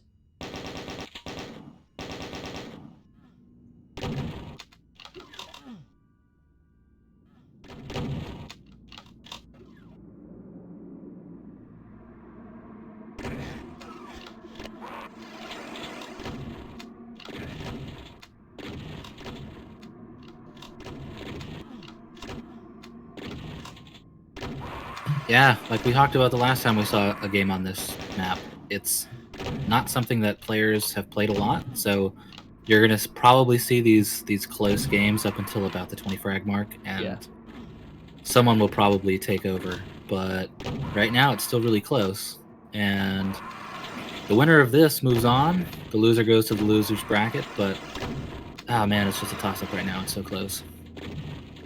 Legion doing a good job, because I think he's a little outmanned in terms of the fragging power that Proteh has. So he needs to kind of adjust his style to that really aggressive, frag-heavy game that Proteh is playing right now.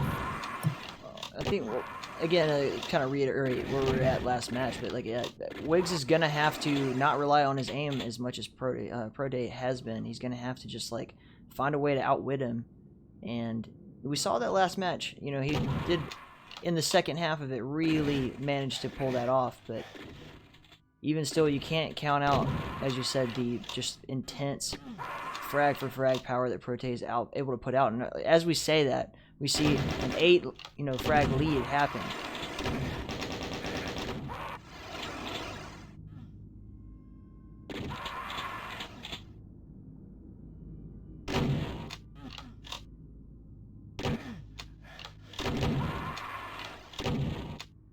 See him try to play a ring around the rosy there with the staircase, but it didn't work out. He's waiting for him to go for the BFG, tries to psych him out, and he takes it, but Proteh had him scouted and was able to get around there before Wigs could jump off with it. I think Wigs actually hesitated, trying to figure out which direction was best to go in, and it didn't work out for him.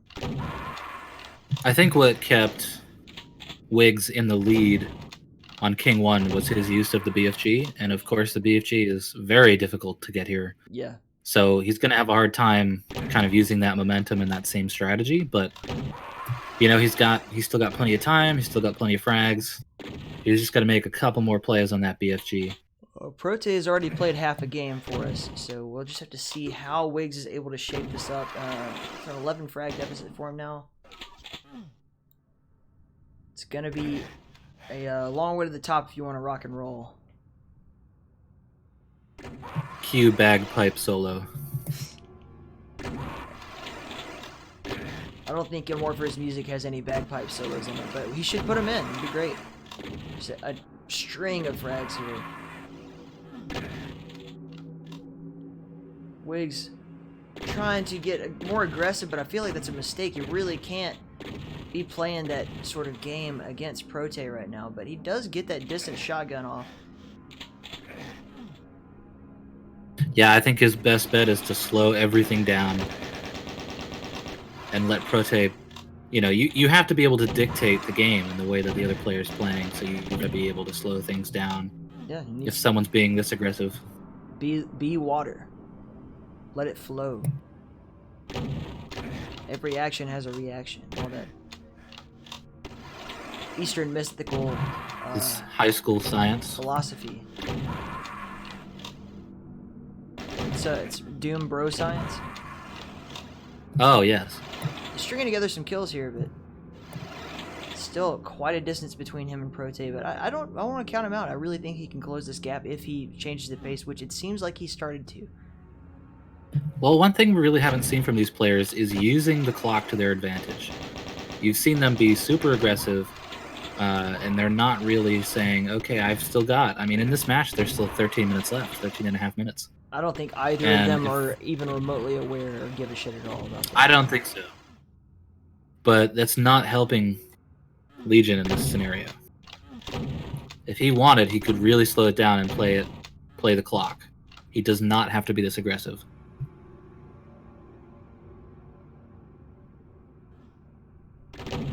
Very nice positioning. He's able to clip him from the top of that lift there, but not going to be able to get exactly the kind of damage he wants.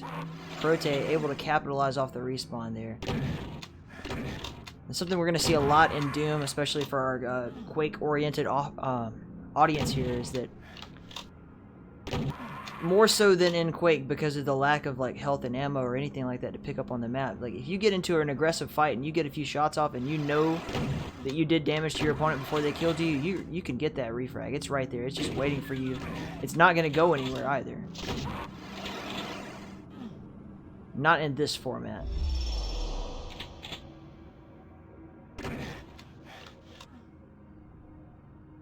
Proteh running away with it, 43 to 27. This might be it for Legion.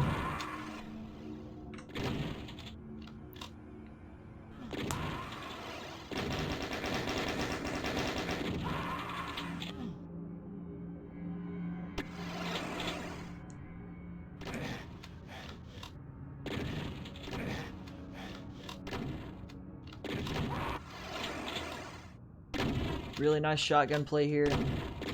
Trying to back it up, but he just can't seem to get him where he wants him. He did. Waited for him and caught him off the jump.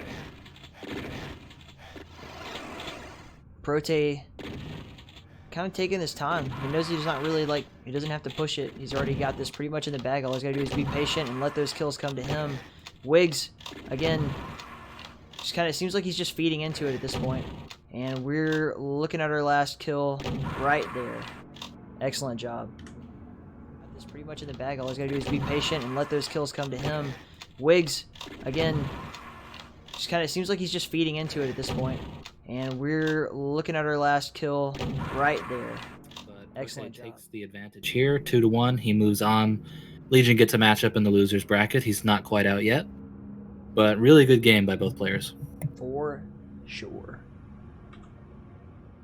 All right, let's have a look at our cell phone.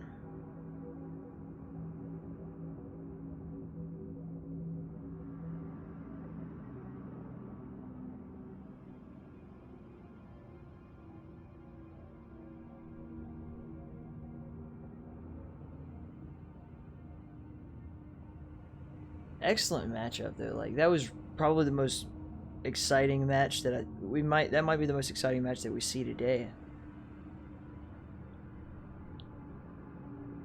It's gonna be hard to top. What's do you know what's next bracket wise, or are you still adjusting? We are trying to figure that out right now. We've got a losers bracket game going on, which is of course one map. So we could take a look at that if we wanted, or we could wait to see if there's going to be another main bracket game going on. Either way is fine with me. Let's have a look. See where they at. So Ralphis and Seifer are going to be in TSPG Brit Steel. Looks like they're going to be in qualifier number 2A. And so again, losers bracket is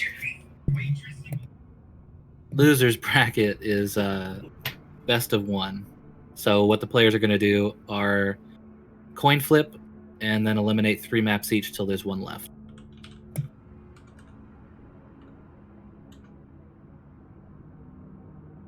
We are in.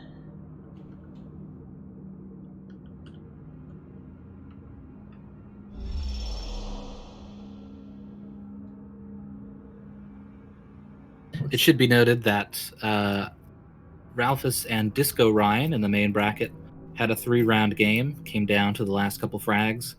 Disco Ryan took the advantage and bumped Ralphis down to the losers bracket, but you know, much like seeing Devastation in the losers bracket last week. It happens. Ralphis, it happens. So he's going to do his best to get his way, make his way through this. Much in the bag. All and be patient and also, let those kills come to him. It's pretty cool. Wigs, both these players again, said, you know, okay, where do we seems ping like he's just feeding into it at this most? point. And we're The most looking evenly. at our last kill. Ralphis being from right Florida, there. Seifer, I believe, Excellent is job. in Russia. So here we are playing on a British server. Good sportsmanship makes me happy.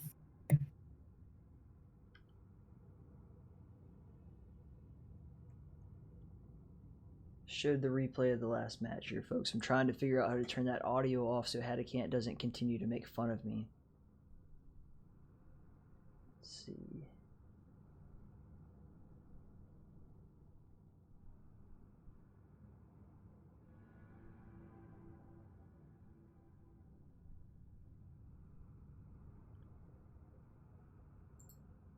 This might have to be a next week sort of project for us. Let's get back over to the action, which hasn't started yet, but it's there if you want to see it.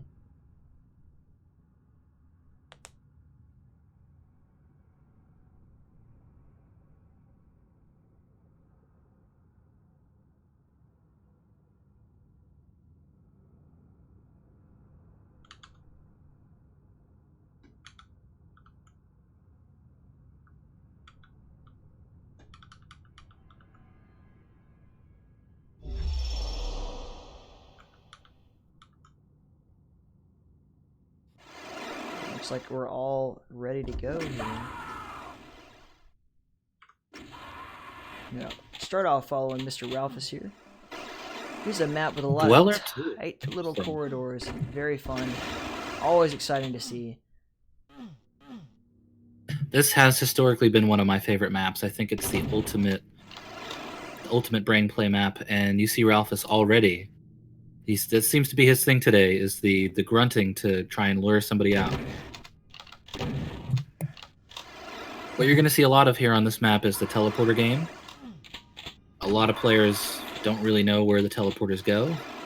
So if you can remember that, and you can figure out where that stuff goes, you can really play a tough game, a tough mind game against your opponent. Ralphis goes down 3 frags to 1 right away. I think it was a slow start maybe for Ralphis.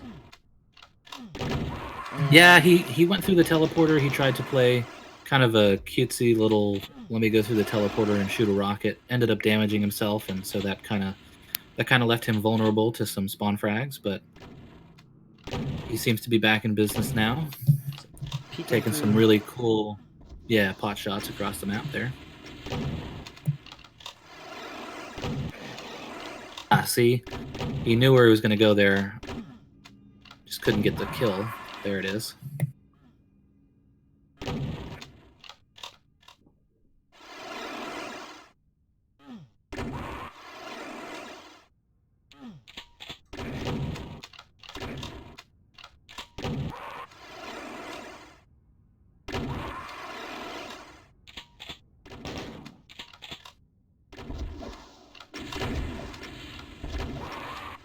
Not able to make the rockets land where he wanted to. See, pulling away here.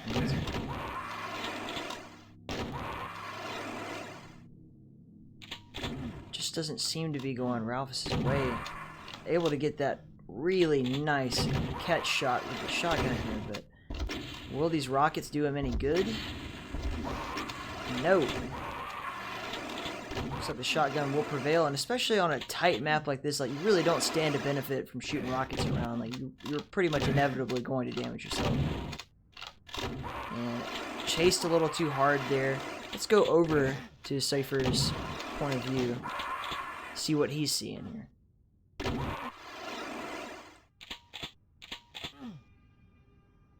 He's got such an excellent handle on how to move around this map and just kind of play his corners and jump. He's moving backwards around staircases. This guy knows what he's doing.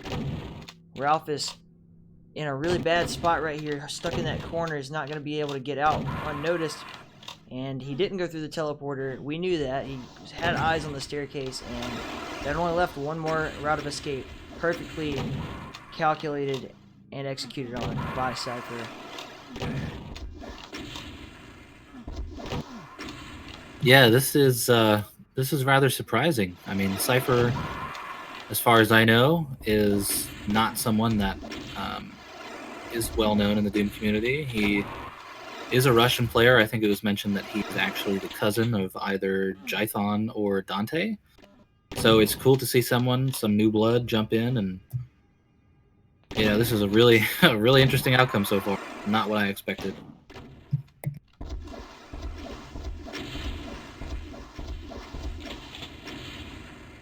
You had any money on this match? Anybody voted on Seifer, you're about to probably get a return on your investment.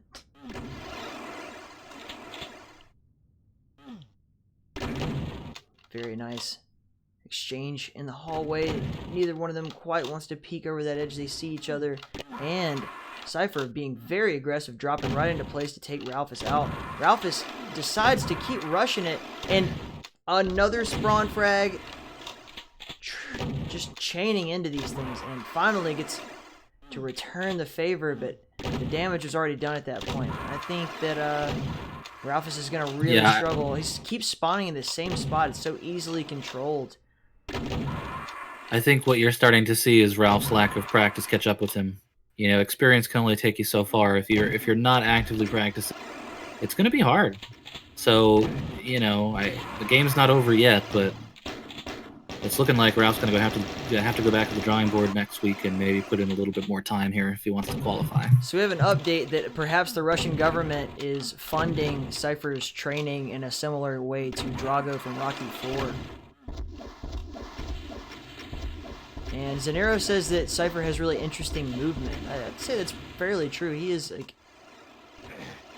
quite an interesting way of kind of moving around the map. As I said earlier, he was kind of backing up around corners, zipping through, just very clean, very not doing a whole lot of running into walls or anything. He's memorized it. Very angle conscious, yes. Well, typically I would say that the Europeans and the Americans have some different styles. Americans tend to be a little fatter and a little lazier. Maybe they hit some corners a little bit more than the Europeans. They're a little bit more exacting. So maybe we're seeing the difference of that here. For sure, just in general, there are regional styles, and it's according to who do you play with and how do they play. You adapt to the people that you spend most of your time playing against on what servers and everything. What pings are you used to playing with? All of these things are factors. But it's looking like the big factor here is Ralphis can't control this map. Not yet, although he's trying to get back into the game. Yeah, he's closing. One frag at a time. And he's got plenty of time to do it in, He does, like we talked about last game, players are not really using the clock to their advantage. They're just, what Ralph's doing is kind of rushing his opponent. And if he slows it down, maybe he has a shot here. He's already down by 18 frags. If there's anyone who has the experience to make that decision mid-match, hey, I can slow this down, I can play the clock, it's Ralphis. But I would venture to say, given that he signed up 2 minutes before the tournament started, or actually 12 minutes after signups closed, right? He may not even be aware of the clock as a rule. He may have just opened it up, yeah, I'll do it, whatever, not having put a lot of thought into it, and now he's gonna have to pay for that, perhaps. I don't want to speculate too much. Ralphis is a really, really intense player and a really smart guy, but this isn't paying off. Still one by one chugging away, closing that gap up, but Seifer is at 40 frags now.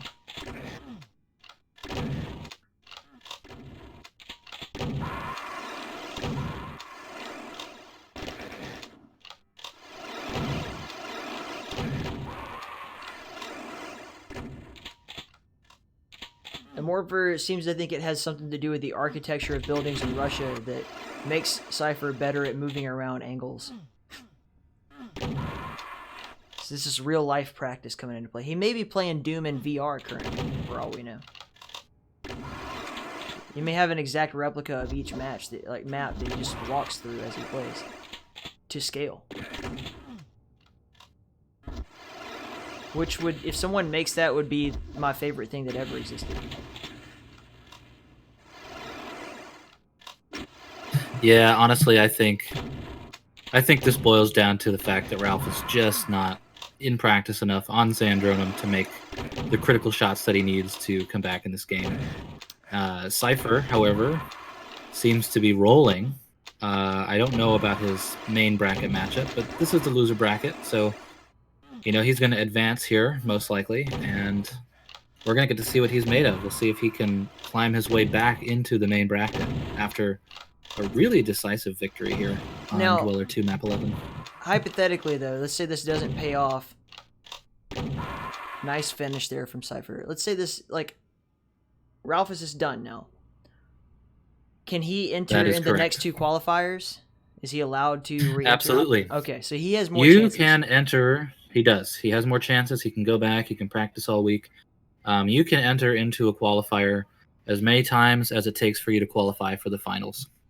So, of course, perhaps we should have started off the stream with this information, but, the top 4 players in each qualifier qualify for the finals bracket next month. So yeah, Ralph's got plenty of chances if he wants them. He's just got to get back out there and practice. So let's see.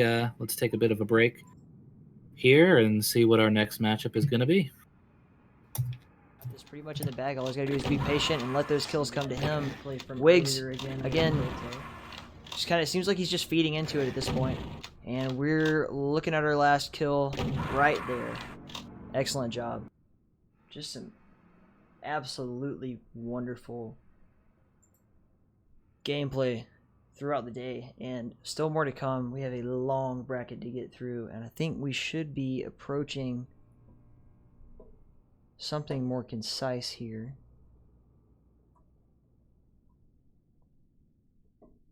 So Proteh and Ghostkiller look like they're going to be the final of the day. Am I wrong here? No. So what's happening right now is J Warrior and Ty are still playing. So the winner of J Warrior and Ty will move on to Proteh. The loser gets bumped down to the losers bracket, and then Disco Rhine and Despero, the winner of that, will play Ghostkiller. So we definitely still have, some really solid games coming up on the schedule. Looks like Legion and Seifer, who we just saw decipherlessly win against Ralphis. Yeah, there's no Seifer bet than that guy. It looks like we're dubbing Seifer the Red Death. That will be his moniker. Oh, man, I gotta readjust. Crack the old back. Get another swig of coffee. Let's crack our neck too, man. Everybody do some stretches. Get up out of your chairs. Stop being lazy. And just do a little bit of this. 3 hours into this, and I remember that I have a standing desk. Nice. You actually play Doom standing up? I don't play Doom standing up, but I fucking commentate for 4 hours standing up. That's a little bit better than sitting. No, I have a standing desk at work. I can't stand just sitting down all day. It drives me insane. Triple Ghostface. I'm not sure who's going to save us from it, but it's looking like if Ghostface makes it through his semifinal bout, I'm not sure who that is with against yet, but it's going to be the winner of Proteh and whoever wins between Ty and J Warrior. So it's anybody's game, man. We still got a good bit to go here, but I believe that as we progress forward here, we're going to we only have 2 active games going on currently, so we may end up pushing the raid at some point to one of the big boys upstairs, stream-wise. Not exactly sure yet, but we'll, just hang out and chill. It's fun. Well, it looks like Seifer and Legion, aka Wigs, are going to have their game in the They're a losers bracket game in the New York server, so we can take a look there. Okay. Let's have see where they end up. Where they at? Which New York server? Good question. That's what I'm looking for. All right.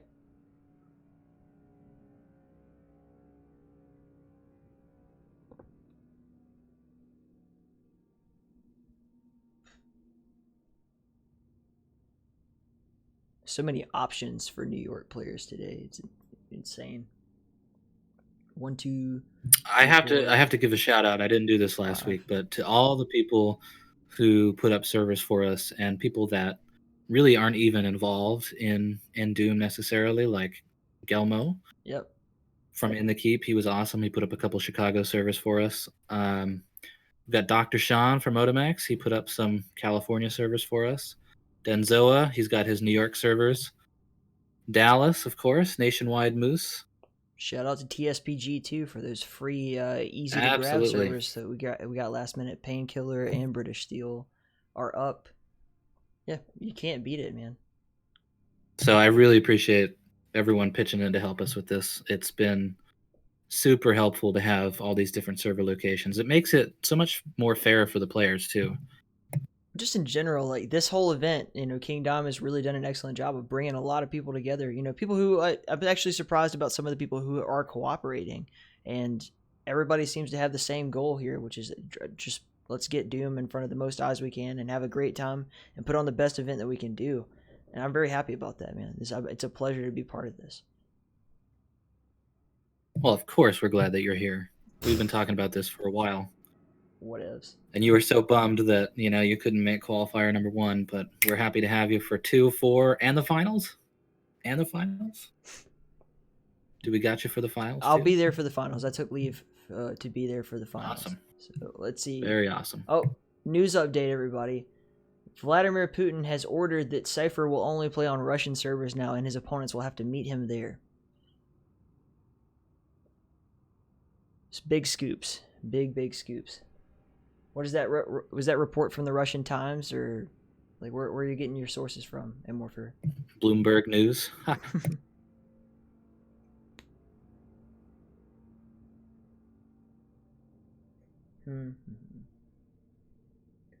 I'm gonna have to let the sound play because it seems like I can't really adjust it without being compromising to what we're actually doing on stream.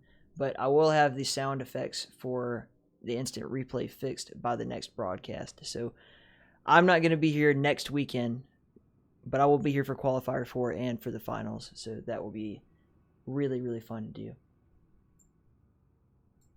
The Sickle and Hammer Underground. Oh, God, I don't even want to know if that's real or not. Don't tell me. Just want to believe.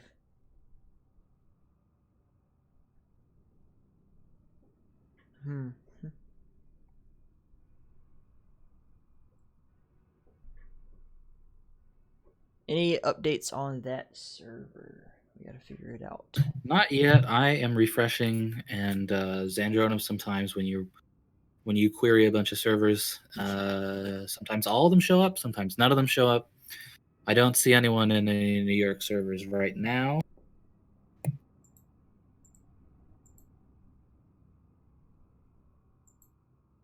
If we wanted to, there is a game in progress we could jump into in the meantime, or we can just hang around and wait. Let's go ahead and let's just get eyes on what's happening so that our viewers don't get too bored. Yeah, so right now in one of the New York servers, Steve, 88, and LessThanPropane are in their losers bracket game. They're almost to the end.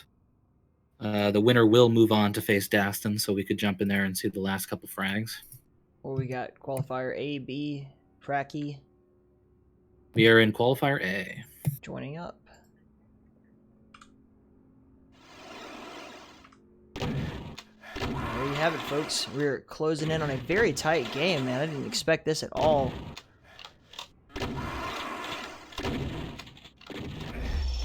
Proteh again with that really tight aim, just not able to get these 180s. Like we saw that, I believe, the first match of the day, second match of the day.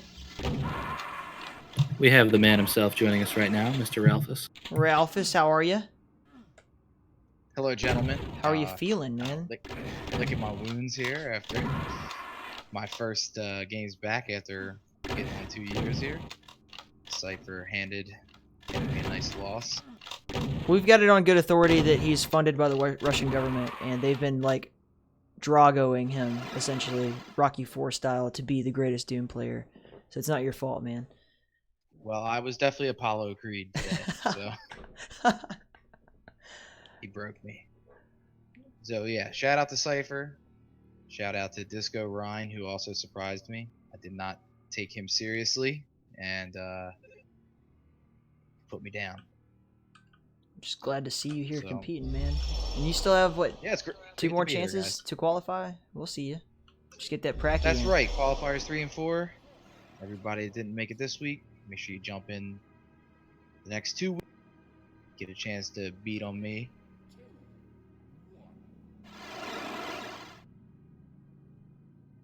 We're just trying to find our next matchup right now. Mm-hmm. So did we see who won that between Propane and Steve? Honestly, I was so busy talking to Ralphis that I couldn't say I remember. Looks like Propane took it. And see if I have it in the instant replay. Nope, too late. I already switched Steve? before it. So honestly, I was so busy talking to Ralphis that I couldn't say I remember. Looks like Propane took it. yes. Trying to get them into a server here.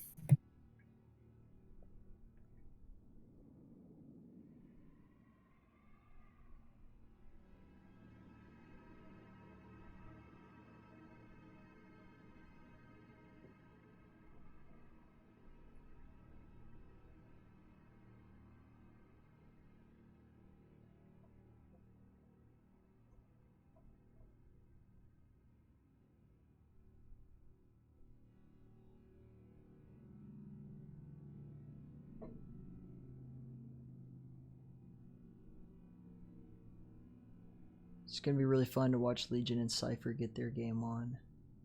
Yep, it looks like they're both in that server right now. The A server. The Ownage New York A? Yep, the one that you were just in. Okay, rejoining.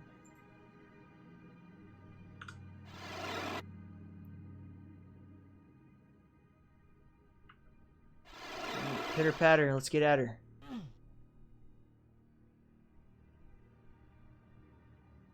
Let's see.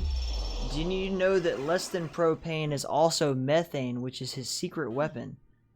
News from the chemist under. Now that's not fair, Morpher, because you're like a physicist, dude. You can't be like talking science in here. Leave everybody alone.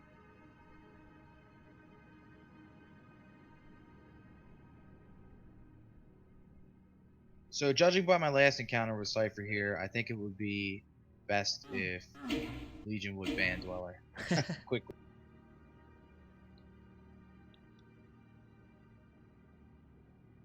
We'll see what he decides on.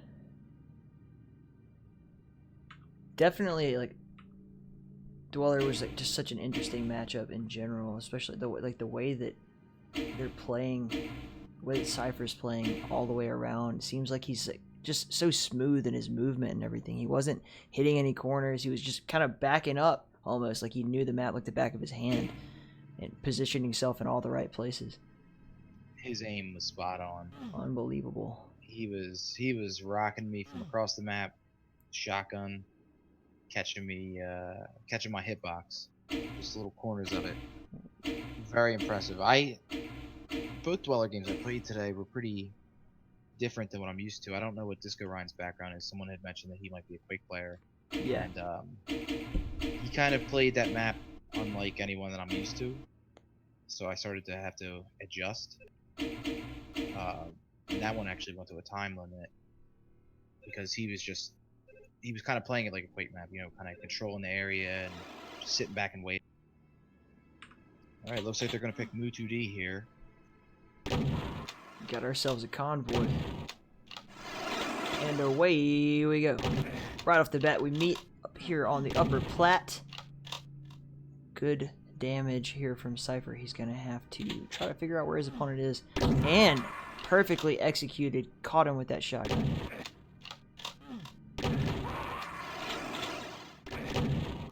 tradesies. Yeah, I think the keys to winning this game here for Legion is going to be just making sure that Seifer cannot pull away.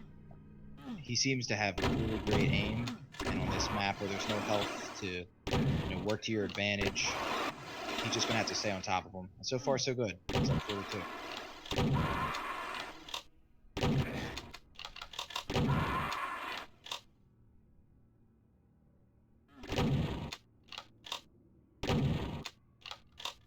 Yeah, on the note of pulling away, like as you can see, Seifer's, I don't want to say he's playing safer, but he is, quite literally. Just kind of backing up, letting the fight come to him. Perfectly comfortable, just trying to drift backwards. And as you can see there, he dropped down just at the wrong time. I wouldn't even say it was poor execution, just the sound cues. Didn't have anything to go off of other than to assume that Legion was far away.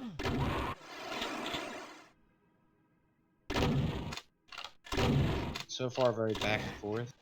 I think there's been four changes already.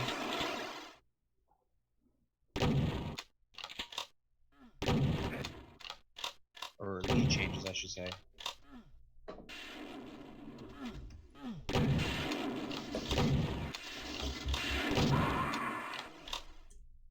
You see Legion opting for the BFG there.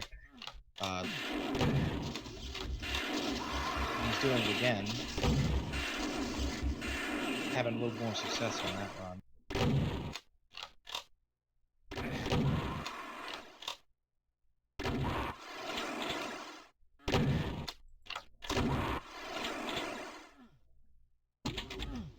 And a big key to winning Mu2D is to just have yourself in position to take advantage of the opponents. So far, Legion's been able to stick Seifer in the holes that it needs him in.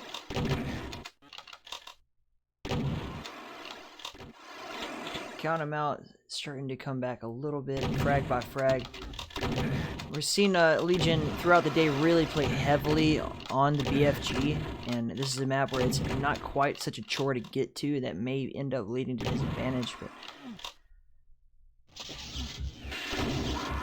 Seifer able to turn the tables on him. As I said that, play to his advantage, and can he get everything out of it? Got his spawn frag. Creep back around this corner. And yeah, and I kind of wonder there if Legion had even remembered that Seifer had the BFG when he'd gone to that upper area. Probably not. Not the way that he was approaching him.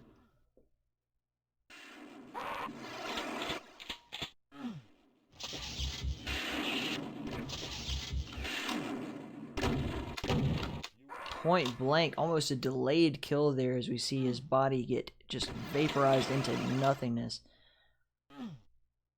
The blood and goo already starting to drench the arena.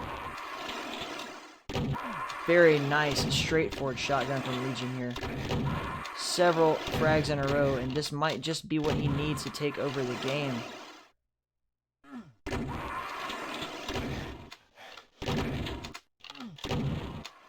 Very aggressive play there, and a nice 180 switch up to finish him off.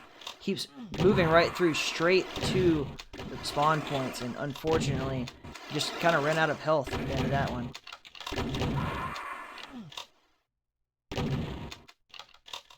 Yeah, absolutely. And now you see Legion is kind of becoming more confident. I think he feels like he has it under control, but you got to watch it because just like that, they're tied back up. That lead can slip away very quickly on this map. Action so always. Far, both guys playing each other very tough. Yeah. Anytime it's a close game in Doom, like the action happens faster than the commentator can speak. It's like, oh well, he's got a 2 frag. Oh, never mind, 5 frag difference, folks. Like it. Oh, that's a great kill by Legion. Really good placement of that shot to get the rebound.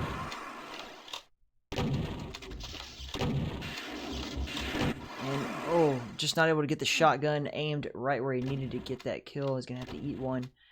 But repositioned and ready to go. He's got the high ground here. Can he play it? 50 health left. He does. Can he get over to his opponent before we get armed here? Not able to get the kill, but he was able to hit him with a nice little chunk there. And again,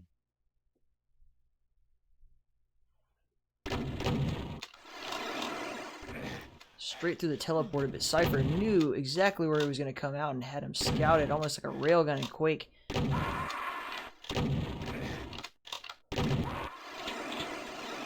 Gonna switch over to Seifer's point of view here.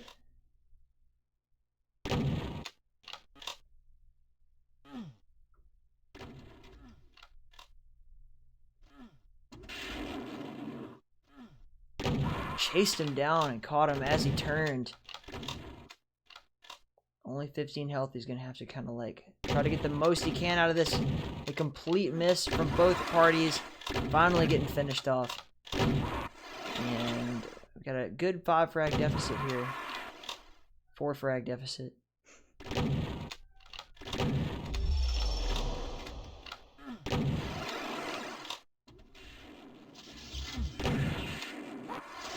ooh, and Legion kind of got lucky there. He had lost track of him, it appeared, but got him with the BFG, and now he's starting. Momentum certainly on Legion's side. Seifer's going to have to make a change to bring it back his as he's now down 9. In all of Legion's matches, that's where he's had the most success using the BFG. Yeah.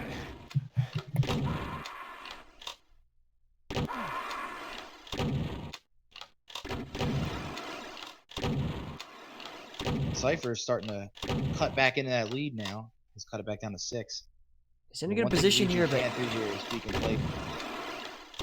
reaction time wasn't quite paying off for him, and like looks like Legion's gonna pull away just a little bit further. Again, seems like he's lost a bit of that swagger that he had before. Not playing quite as confidently. He's still chunking him away, but just as I say that, a string of spawn kills. Okay, oh really my good God. run. Somebody call the police.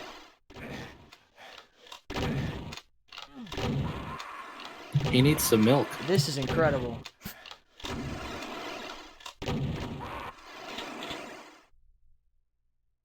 If he can keep this momentum going. Here we go. He has eyes on him. Every shot has to count here. He has got too much to lose. It is cutting it too close to take too many frags now.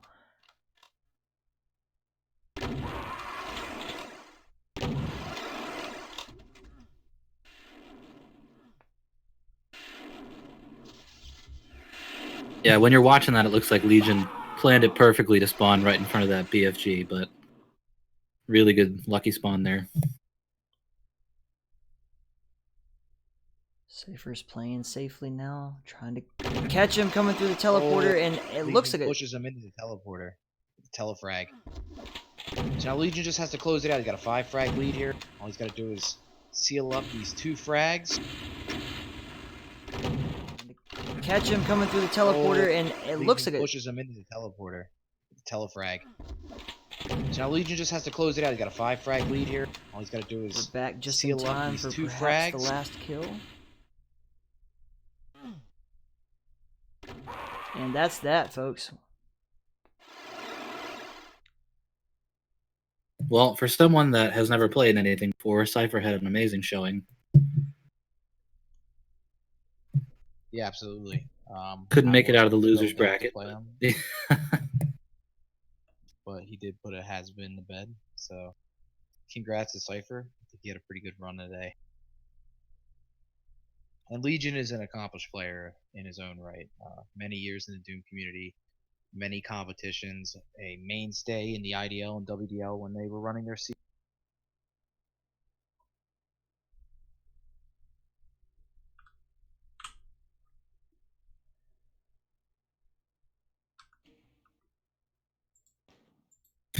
And now we've got quite a few games on deck. Let's see. What will it be, Fearless Leader? Where will we go? Direct us.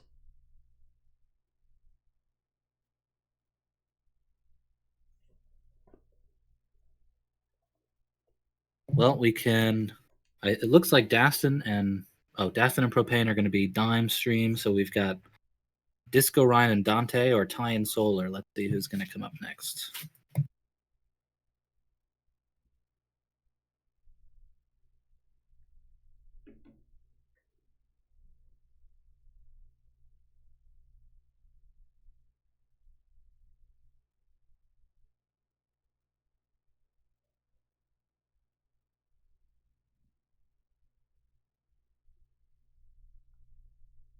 Looks like Ty and Solar are in Dallas. Okay. And they are getting ready to play. Let's get on over to the Palace in Dallas. Ty and Solar is going to be a really good matchup. These are two players. Ty, as we mentioned before, has been around for about 20 years. Solar's got to be coming up on 10, 15 years now that he's been around. So he's no newbie. God bless you. So it'll be a good matchup. And the interesting thing about the losers bracket, of course, is that it's one map. So the map choice here is really going to matter. Yeah, absolutely. These are two Doom veterans right here. Ty, of course, has been playing since the early pre 1.0 ZDM days. He used to play Dwango 5 map 1 constantly. Was a BFG specialist at the time. He's been around for 20 years. Solar, kind of an up and coming player, even though he's been around for a long amount of time. Still getting better. Ty might be near his ceiling, but my money would have to be on Ty here by probably about 12 to 15 frag. If by BFG specialist you mean spawn and run to the BFG every single time, then you are correct. Yeah, so I was trying to be diplomatic and... Well, that's not to say that Ty doesn't know how to use the BFG, but that is definitely his strategy. But one thing you could definitely say about Solar is that he has a great shot. During the later WDL seasons, we really got to see him show that off on the CTF teams that he was a part of. Spent some time as a defender, some time as a runner. He definitely knows how to use those weapons and get the one-shot kills that he needs. Yeah, he blossomed into a really reliable third player on a team. And, the more that he plays, the better he'll get, and the more that he'll be able to be relied upon as that first player that gets drafted onto your team, that person that you rely on the most.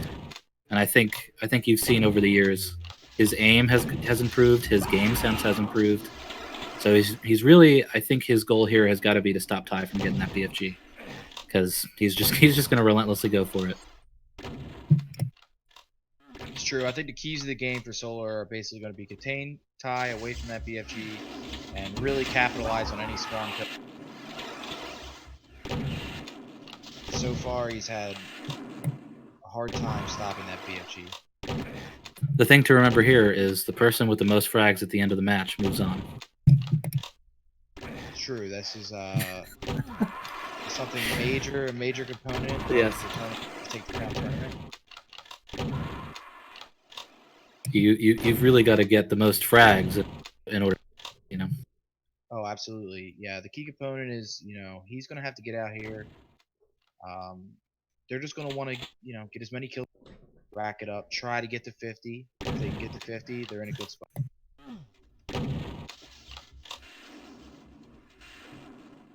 Solar has pulled out a rocket and blew himself up.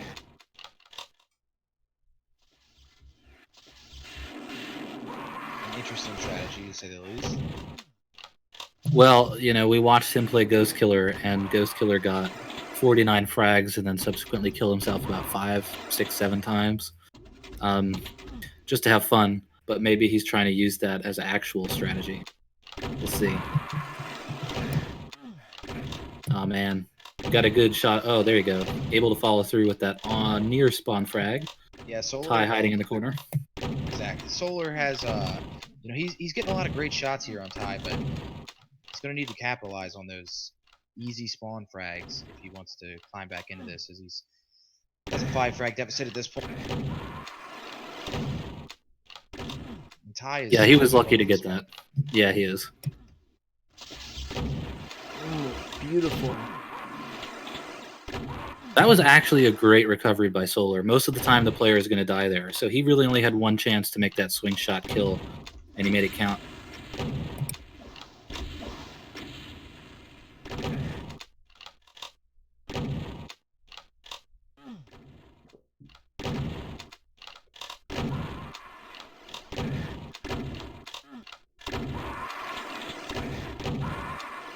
Nice setup.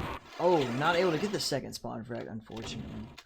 You see him kind of play the top here, and it looks like Ty doesn't have any idea where Solar was, and that's going to cost him.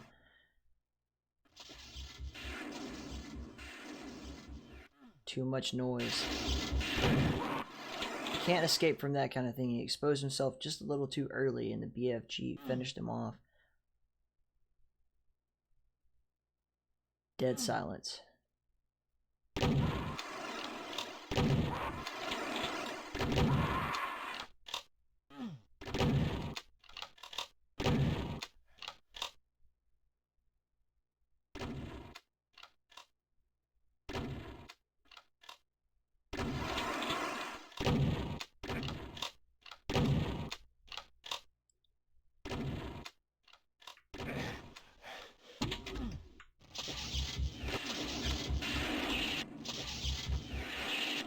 It's still a really close game.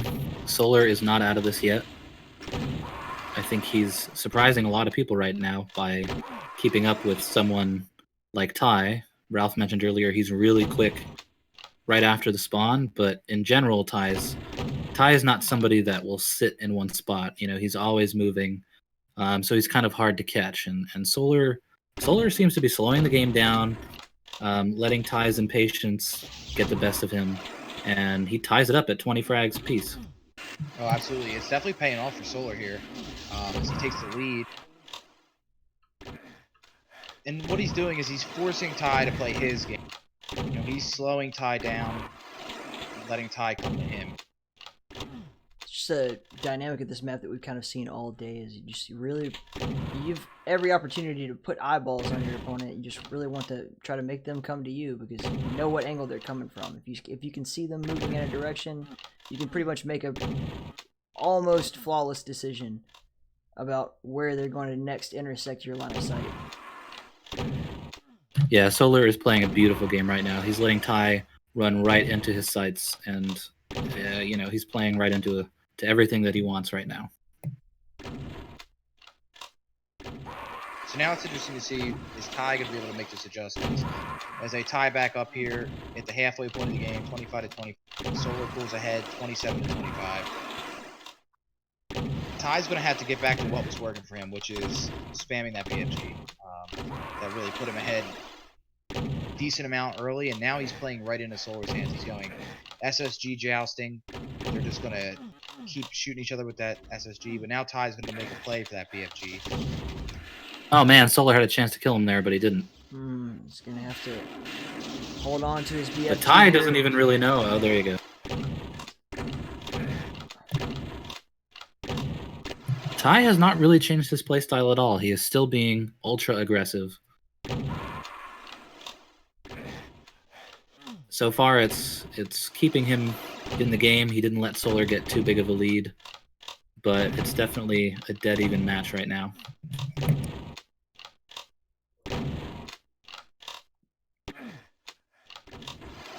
It's just hard to call. There's no real winning strategy. Like we could say, one of these guys is playing really well because he's just bum rushing it, and one of these guys is playing really well because he's playing the chess game correctly and, you know, trying to be cautious, play a little plus back. There's just no winning 100% guaranteed way to get to this, other than we'll see what the score ends up being at the end when we get to the 50. We'll see who's on their upswing, who's on the downswing. I don't think it's really going to come down to someone necessarily outplayed unless we see them change up their pace. And a big component of Mu2D is, you know, it requires all of the skills. You need to have your movement, you need to have your shots, and really what it becomes is a game of rock, paper, scissors. You know, do you have that movement? Can you use your movement to capitalize on somebody who has better aim than you? Can you use your wits with BFG or faking somebody to make them anticipate you in a way that you're not actually going to make a move? But what we're seeing out of Ty here is he's really just trying to power through and force Solar out into the open. Ty's doing a good job of kind of like playing the low ground, working the angles to his advantage. Yeah, but you know, these are some really like professional shots that Solar's making right now. He definitely understands what his opponent wants to do on this map. It's just like sometimes Ty gets the shot off quicker. Well, it's like Ty's doing a lot of like I'm trying to close the distance here. Like he wants to get in there and make that, you know, point blank shot if he can, get as much damage per shot as he can. Seems like Solar is a lot more comfortable in general just taking the long distance shots and trying to wear him off without actually getting up close to him, which is probably the winning strategy if there were one, but it's currently he's not in the lead with that strategy. So we'll just have to see again what he can piece together. We're moving into our That's true, but a 2-frag deficit's nothing. Just like that, they're tied up. Yeah.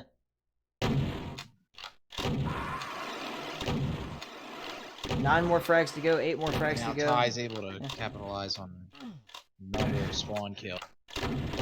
Critical moment for Solar coming up here.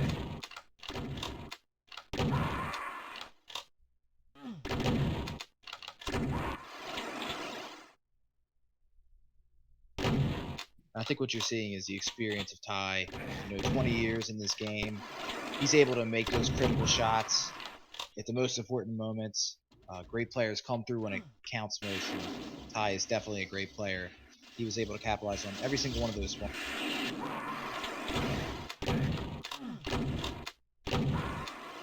Beautiful. Whipping around to get that shotgun blast right on his head. Get the damage right through the teleporter. Solar has an opportunity here if he can capitalize on keeping Ty in the bottom corner. But Ty does get away through the teleporter. The rockets fly. Comfortable to just kind of sit here and wait. Takes a little bit of damage. We're going to see one of these forced long distance fights perhaps. Yes. Solar with a great quick switch on the BFG. And for those that are unaware of what a quick switch is, you are to switch your weapon while you're picking up another one.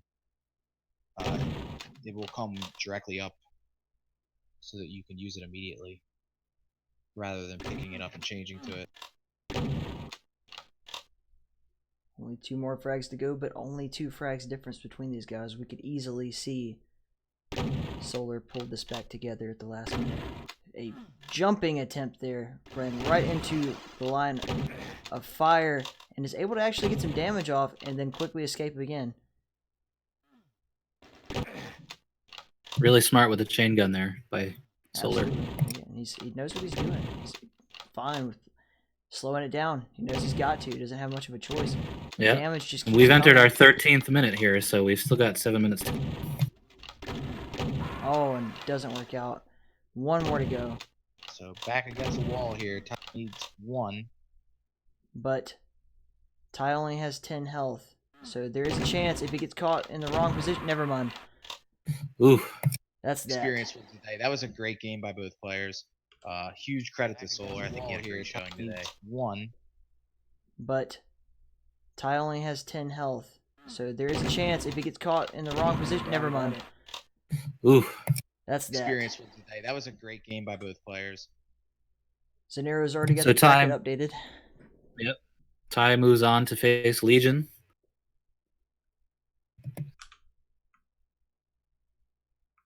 Which is kind of an epic losers bracket matchup, if you ask me.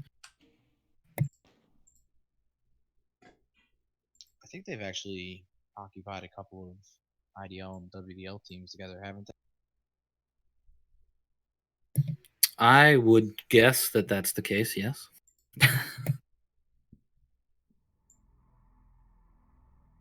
Have the music back on since it kind of died off during the last So a bit of segment. a major update here on the main bracket. Jay Warrior has entered the winners bracket final, which means he is the first player to officially qualify for the finals bracket next month. I'm refreshing the page so I can actually see. Jay Warrior, yep, made it all the way there. So we're just waiting on Ghostkiller and Desparal. And then I believe we'll have some sort of decision made in the lower bracket here pretty soon too. Legion and Ty, we saw that play out. Proteh is up. Yep, and Legion and Ty are going to play right in the server.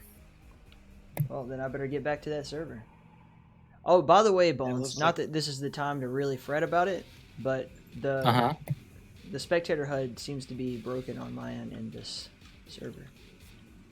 Interesting, because it's actually working for me. It's just a strange thing that I wanted to point out. Not a big deal. I can work around it. Where everybody at? Get in here. Oh, this game was about Ty disappeared. There he is. Ty had to go try and draft somebody. I'll turn the music back off for this particular go around.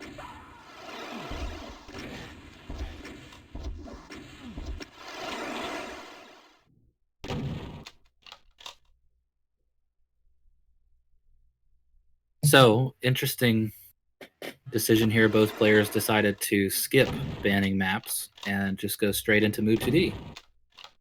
I'd say by far this map has been played the most throughout Qualifier 1 and Qualifier 2. So I think you're going to start to see, as we already have, some really great games here as everyone starts to feel out their opponents and learn how things are going so far in this tournament. But Ty and Legion, again, Ty with the experience. Legion's been around for a long time. This is going to be a close one.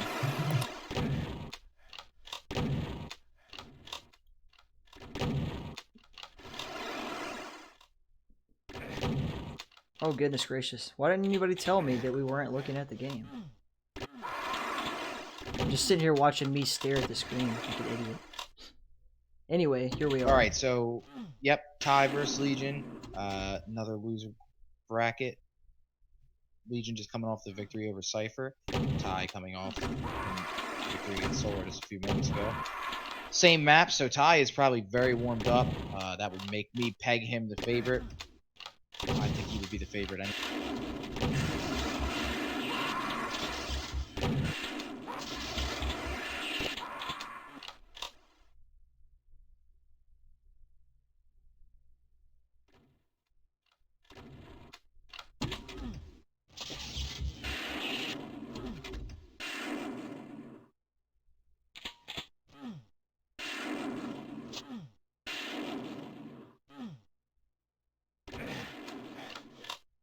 This is going to be an interesting matchup, if for no other reason that, unlike Solar, who is a very SSG heavy player, although he did use the BFG, Legion really likes to use the BFG, so you have two heavy BFG users here. Although we haven't really seen a whole lot of it yet.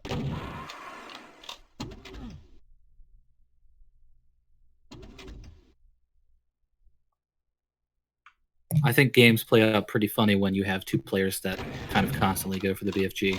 It's almost like they see each other doing it and they don't know what to do, so then they resort to these weird game styles that don't really work for them. And things are tied up right now, and you're kind of trading spawn frags back and forth, not really being able to get that BFG.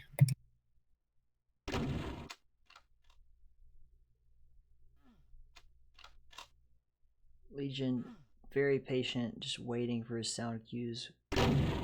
Nice execution there on the flick shotgun. He's going to have to play the distance game just a little bit here, knowing that Ty really usually isn't comfortable doing that. Can he close this distance and finish him off? He did.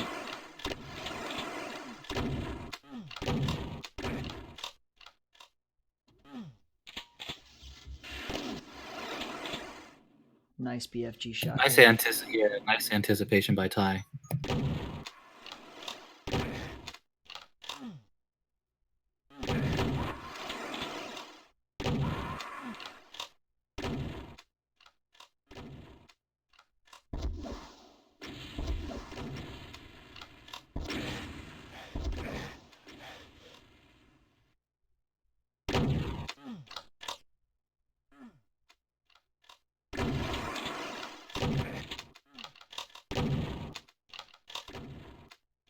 Legion is going to go in and try to surgically get that kill. He does do it. And he's going to keep plus 40 right on through.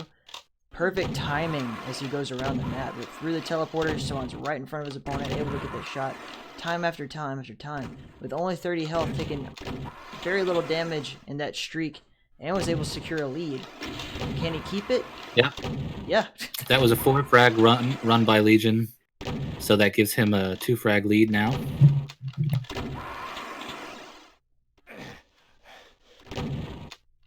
And in many ways, this is kind of mirroring last game where Solar really kept pace with Ty and was able to even make it look like he was going to make a run and beat him. But I think what many people will find is that there's what I call the 25 frag wall. And once you get to that, around that 25 frag mark of the game, typically one or the other player will start to distance themselves in some way, either through a momentum burst or just through a string of frags. It's not the law, but sometimes it just comes down to fatigue, you know? Like, it's true. 50 frags is a long time, and 50 frags is kind of the American standard that was set many years ago. The Europeans used to play it, but 50 really turns it into an Iron Man match for sure. It's not for the faint-hearted or the faint-wristed. It's true. I'd even go as far as to say that's part of why I spent so many years losing matches. We'd get into that 7-8 round games, and I just turn into an old man. Yeah, it's not good for somebody in their 20s. Well, pretty soon I won't be in my 20s, so. So you'll be an 80-year-old. Yes. Or 100. And once you're in your 80s, you're in your 20s, counting backwards to 100. It's all good. Speaking of 20s, our frags are now into the 20s, and as you said, we've hit that magical number of 25. And we're going to have to see whether or not Ty can kind of take hold and distance himself. We'll switch over to his point of view, actually, for a little bit. And having a lot of just one other factor you have to consider here is that Ty just came off another game before this. He either played to his benefit if it kept him warm, but that's a long time to keep playing this map. So, and speaking of that fatigue earlier, that could be affecting him, or the layoff for Legion could be affecting him. It could go either way. He chose, though, keep in mind, to have it go well, let's just skip everything and go right into it. Let's just get this game over with. And maybe he's just riding off that momentum, like he's feeling a bit of a high off that last match. It seems like he is the way he's playing. He doesn't seem to be fatigued. He's playing smart. He's not making any dumb, crazy mistakes. That's a good question, and Morpher would like to know at what age you think a Doom competitor is at their prime. I'm not sure if there really is an age. I think with all video games, I would say. Go ahead. Yeah, I don't know if you can put it down to an age. We've seen players that are very good in a wide spectrum, from their teens up to their 30s. So there's always going to be that battle between a young man's ability to aim and flick and just have crazy reaction time, and an older guy's ability to be patient and think about what he's doing. It's a battle as old as esports. And as you said, we're starting to see Ty really run away with it, at least for the moment being, the 6 frag lead and counting. But probably see the end of it right here with that BFG. And 2 of them in a row. Very nice. A lot of damage he took there. yeah, but Ty's starting to move towards that mid-game spread that we were speaking. He's 5 ahead here. If he can just maintain that, he will be in the clear.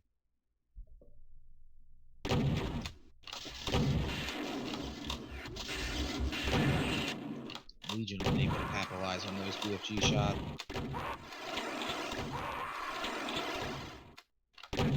He got a really good spawn frag there from up above. Hard to do. Death from above, baby.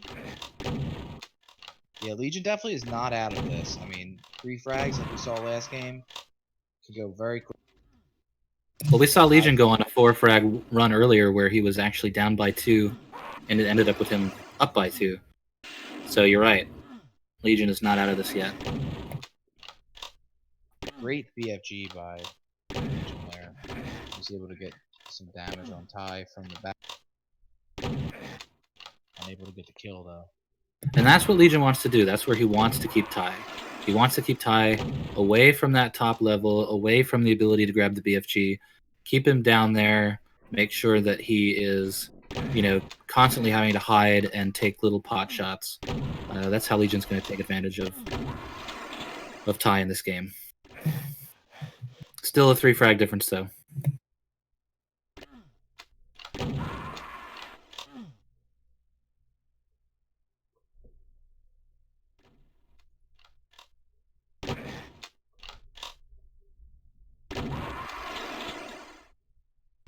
That was a great shot.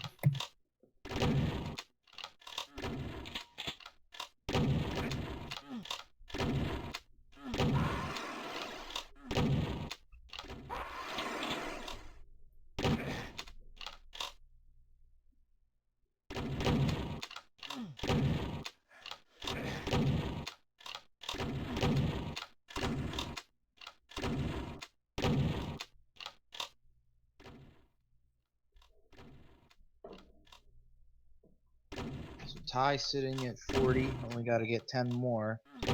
Legion is really trying to slow it down. That might be a good idea because they have plenty of time on the clock with 9 minutes. Some real key frags coming up here for Legion. Still not quite Ty is able seeing to pace any kind of a definitive spread though. Like at any point in time, these 2 frags could just get erased. That might be the beginning of it right there. Very nice catch on the Legion shotgun. Incredible dodging by Legion there. He really threw Ty for... Ty was confused, basically. Great late game momentum shift. Needs to keep it up, though. That's what she said. It is. You see him drive it across here, try to keep that shot exactly where he needs it, move on over, and unfortunately he got a little bit of pushback. Still got 45 health though, and the BFG. Will it pay off for him? Yes. Can he get one more shot off in the right spot at the right time? He's got to be careful here because he's got 45 health. This is the time where it's going to get more and more difficult to take that lead. He's got to string together a few. It's just going to be very difficult. He needs to pick a spot. Unfortunately, he's taken probably too much damage. Taking a lot of damage, but he played it smart there. He knew that if he picked up the rocket launcher, Ty would know where he was, so he kind of waited until Ty showed up. Yeah. He heard that BFG start to fire off and was gone, out of dodge. 4 more frags to go. Might be looking at a photo finish here. Some underutilized wall running there by Legion. So close. To sneak around that corner. Oh, the sound cue give him away, and he's going to pay for it. So close now. And Ty gets the BFG. 2 frags to go. Not what Legion wanted. And can he keep this momentum going? He's going to have to get Ty's just going to wait down there. Yeah. Ty's just going to wait and see if Legion will go for that. Ooh, 45 health. Even if Legion... Oh. Even if that had been... Legion played a by both guys. Once Ty took that momentum, there was a couple great runs by Legion, but... Ty's just going to wait and see if Legion will go for that. Ooh, 45 health. Even if Legion... Oh. Even if that... I think you'll see him in the finals of this entire event, most likely. Well, the final day, I should say. Alrighty.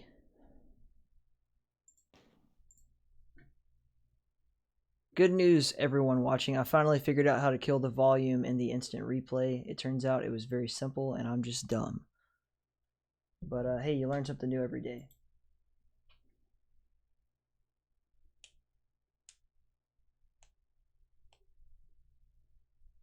We are back. So let's take a look at the brackets and see what we've got next. Looks like Ghostkiller and Disparrow are still in the middle of their winners bracket game. Pop over to them, or let's see. Hang on, let's see. let's take a moment and figure out what we want to do.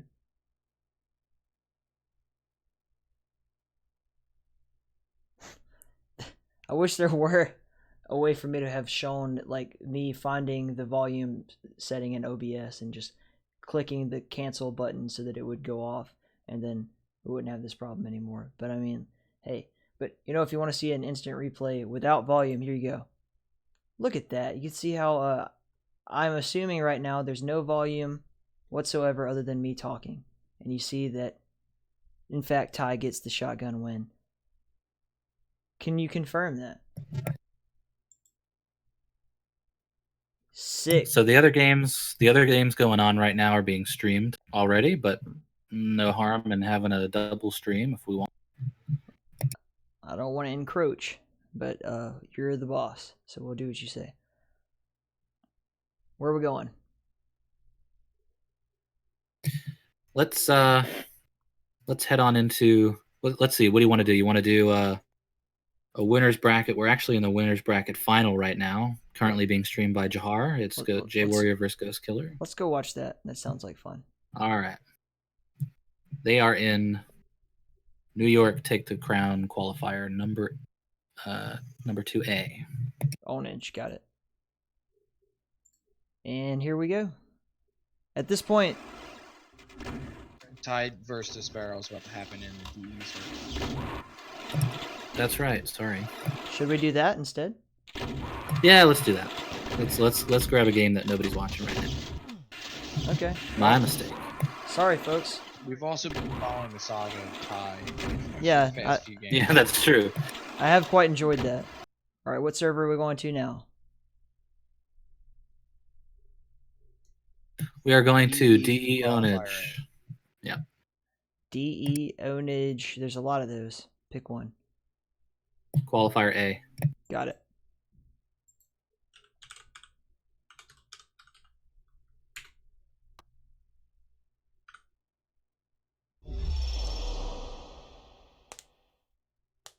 Competing, I wouldn't say we're not competing with Jahara. Like, we're all working towards the same goal here, so it's cool. Yeah, I think the goal really is to just stream as many games as possible. I mean, we knew that as the matches dwindled, we'd have some dual streaming, so it's not a big deal. I don't even think we. But I definitely want to give us. Yeah, we don't have to necessarily do that. We can. Well, at some point, we're gonna hit the entropy point. We're gonna have to like send our viewers over to one of them. Like, there's no point in having 3 different people on the same exact match, like just different commentary. Like at some point, when we get to like the last match of the day, like it should all eyes on one stream would be best, in my opinion. But I don't get paid to make that decision. Probably the way to go. This will be the first time I believe that I've gotten to see Disparrow play today, so that'll be fun.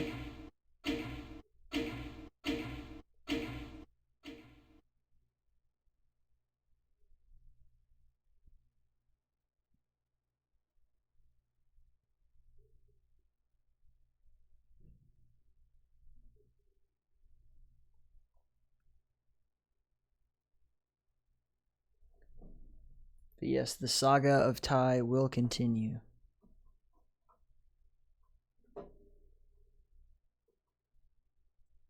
Interesting. We still don't playing uptight DM. Do we have feedback Map on 8. Dastin versus Dante yet? I think one of them That will be facing is currently happening. That is currently happening in another server. Dastin is beating Dante 34-12. So wow. So chances are strong that Dastin's going to move on to face Proteh. So Disparrow gets off to a quick lead here. One thing about Disparrow that maybe Solar and Legion didn't have is that Disparrow has an absolutely monster shot that can totally compete with Ty. And this map kind of plays quite a bit different than Move. It'll be interesting to see how their styles work together here. I think it's very possible that the Sparrow ends up taking And I don't think he could have made a shot from any further away there.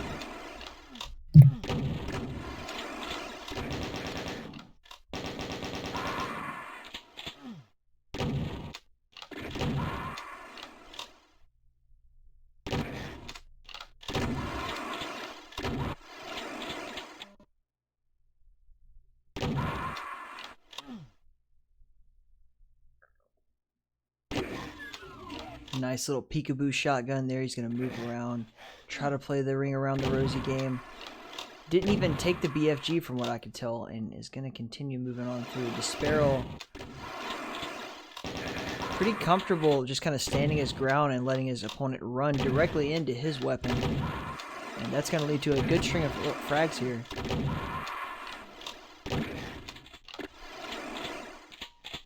Ty was able to execute there.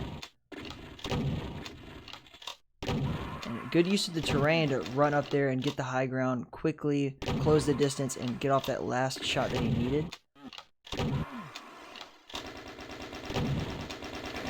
Well, we're starting to see exactly what Ralph was talking about. Desparrow's aim is something that Ty has not seen yet in this tournament, and he's having a hard time dealing with it. And I think the physical nature of this map, just all the height variations, the visibility blockers, they're really not playing the Ty's strengths. Ty's really great at getting you out in the open. Anyone that's ever played in the CTF leagues with Ty knows that he loves the CTF map 1. It's just a giant open field. That's just really where he thrives. He's having a hard time. You can't really get to the BFG quite as easily on this map as you can in OTB, so a lot of Ty's core strengths not being played to here.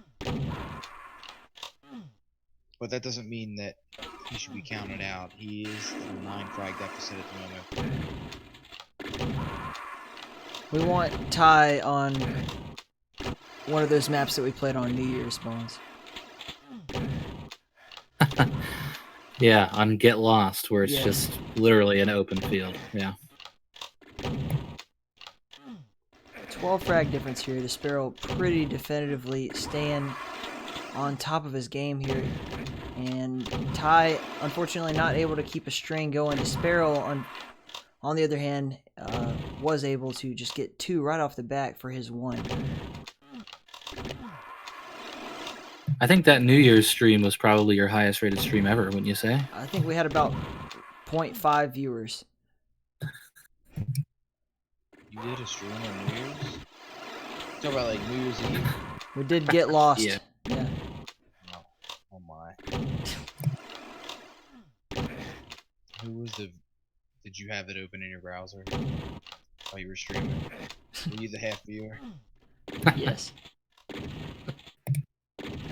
Honestly, probably not. Very nice. Ty seems like he's... Oh, well, just as it seemed like he was going to get a few kills in. Yeah, I think barring a miracle at this point, it's going to be very hard for Ty to overcome this deficit. He's way back. Sucks having watched him come so far. At this point.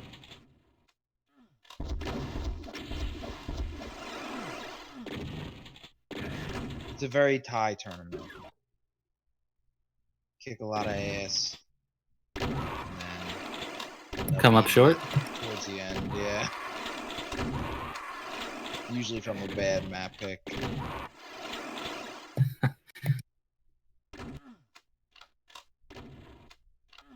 But Yeah, I this think was Ty had a not pretty the good map. showing overall. He did. Except, I think if he maybe would have caught the Sparrow on a different map, I just don't think that this really caters to it. And the Sparrow, of course, is no slouch. I mean, he's a great player. One of the only real Middle Eastern or Arab DooM side with Dassin as well, who is doing pretty well in this tournament. trying to think about who else is over there. Natty's from Israel. The Yeah, I don't Beast. think he's joined Wigs, has he? Beast is from I Egypt. haven't seen Natty in a while, and that's true. Yes, the Who? Beast, aka Suplex. Yep. Oh, not Beast. The Beast. Suplex the Beast.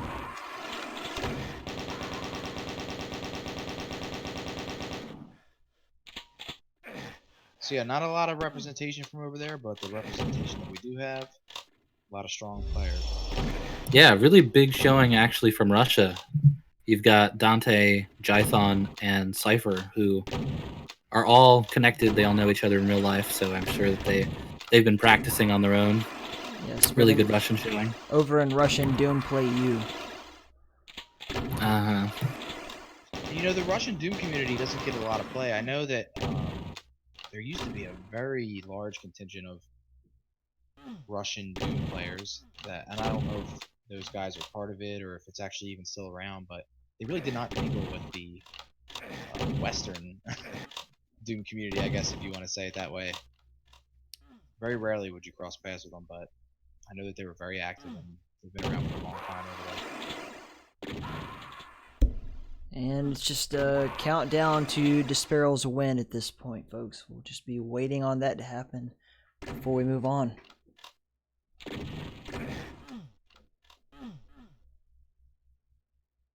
Yeah, Desparrow with a strong showing here.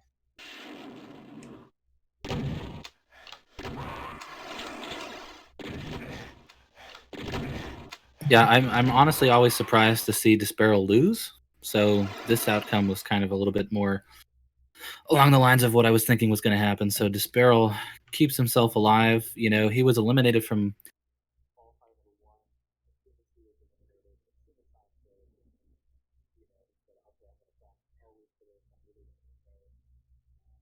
He got knocked down to the losers bracket by a strong opponent in Ghostkiller, but here he is making his way back through that losers bracket, trying to qualify for the main finals next month with a decisive 30 frag win over Ty. Hey, Big Immorpher, win. thanks for coming out, man. We really appreciate you hanging out with us all day, and hope you enjoyed the stream. What? Definitely a win that Desparrow could be proud of there. So let's take a look and see what the. So we've only got a few more matchups. We've got Proteh. Dastin and Proteh, Yeah. who are playing right now, and that's being streamed over on KingDime stream. And we've got J Warrior and Ghostkiller currently being streamed by Jahar. So Let's send it over to one of them. What do you think?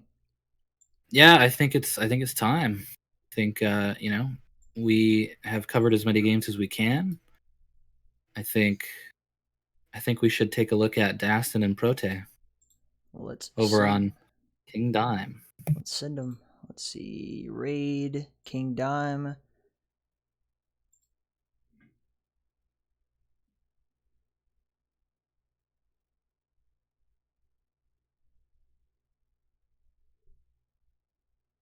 And sending.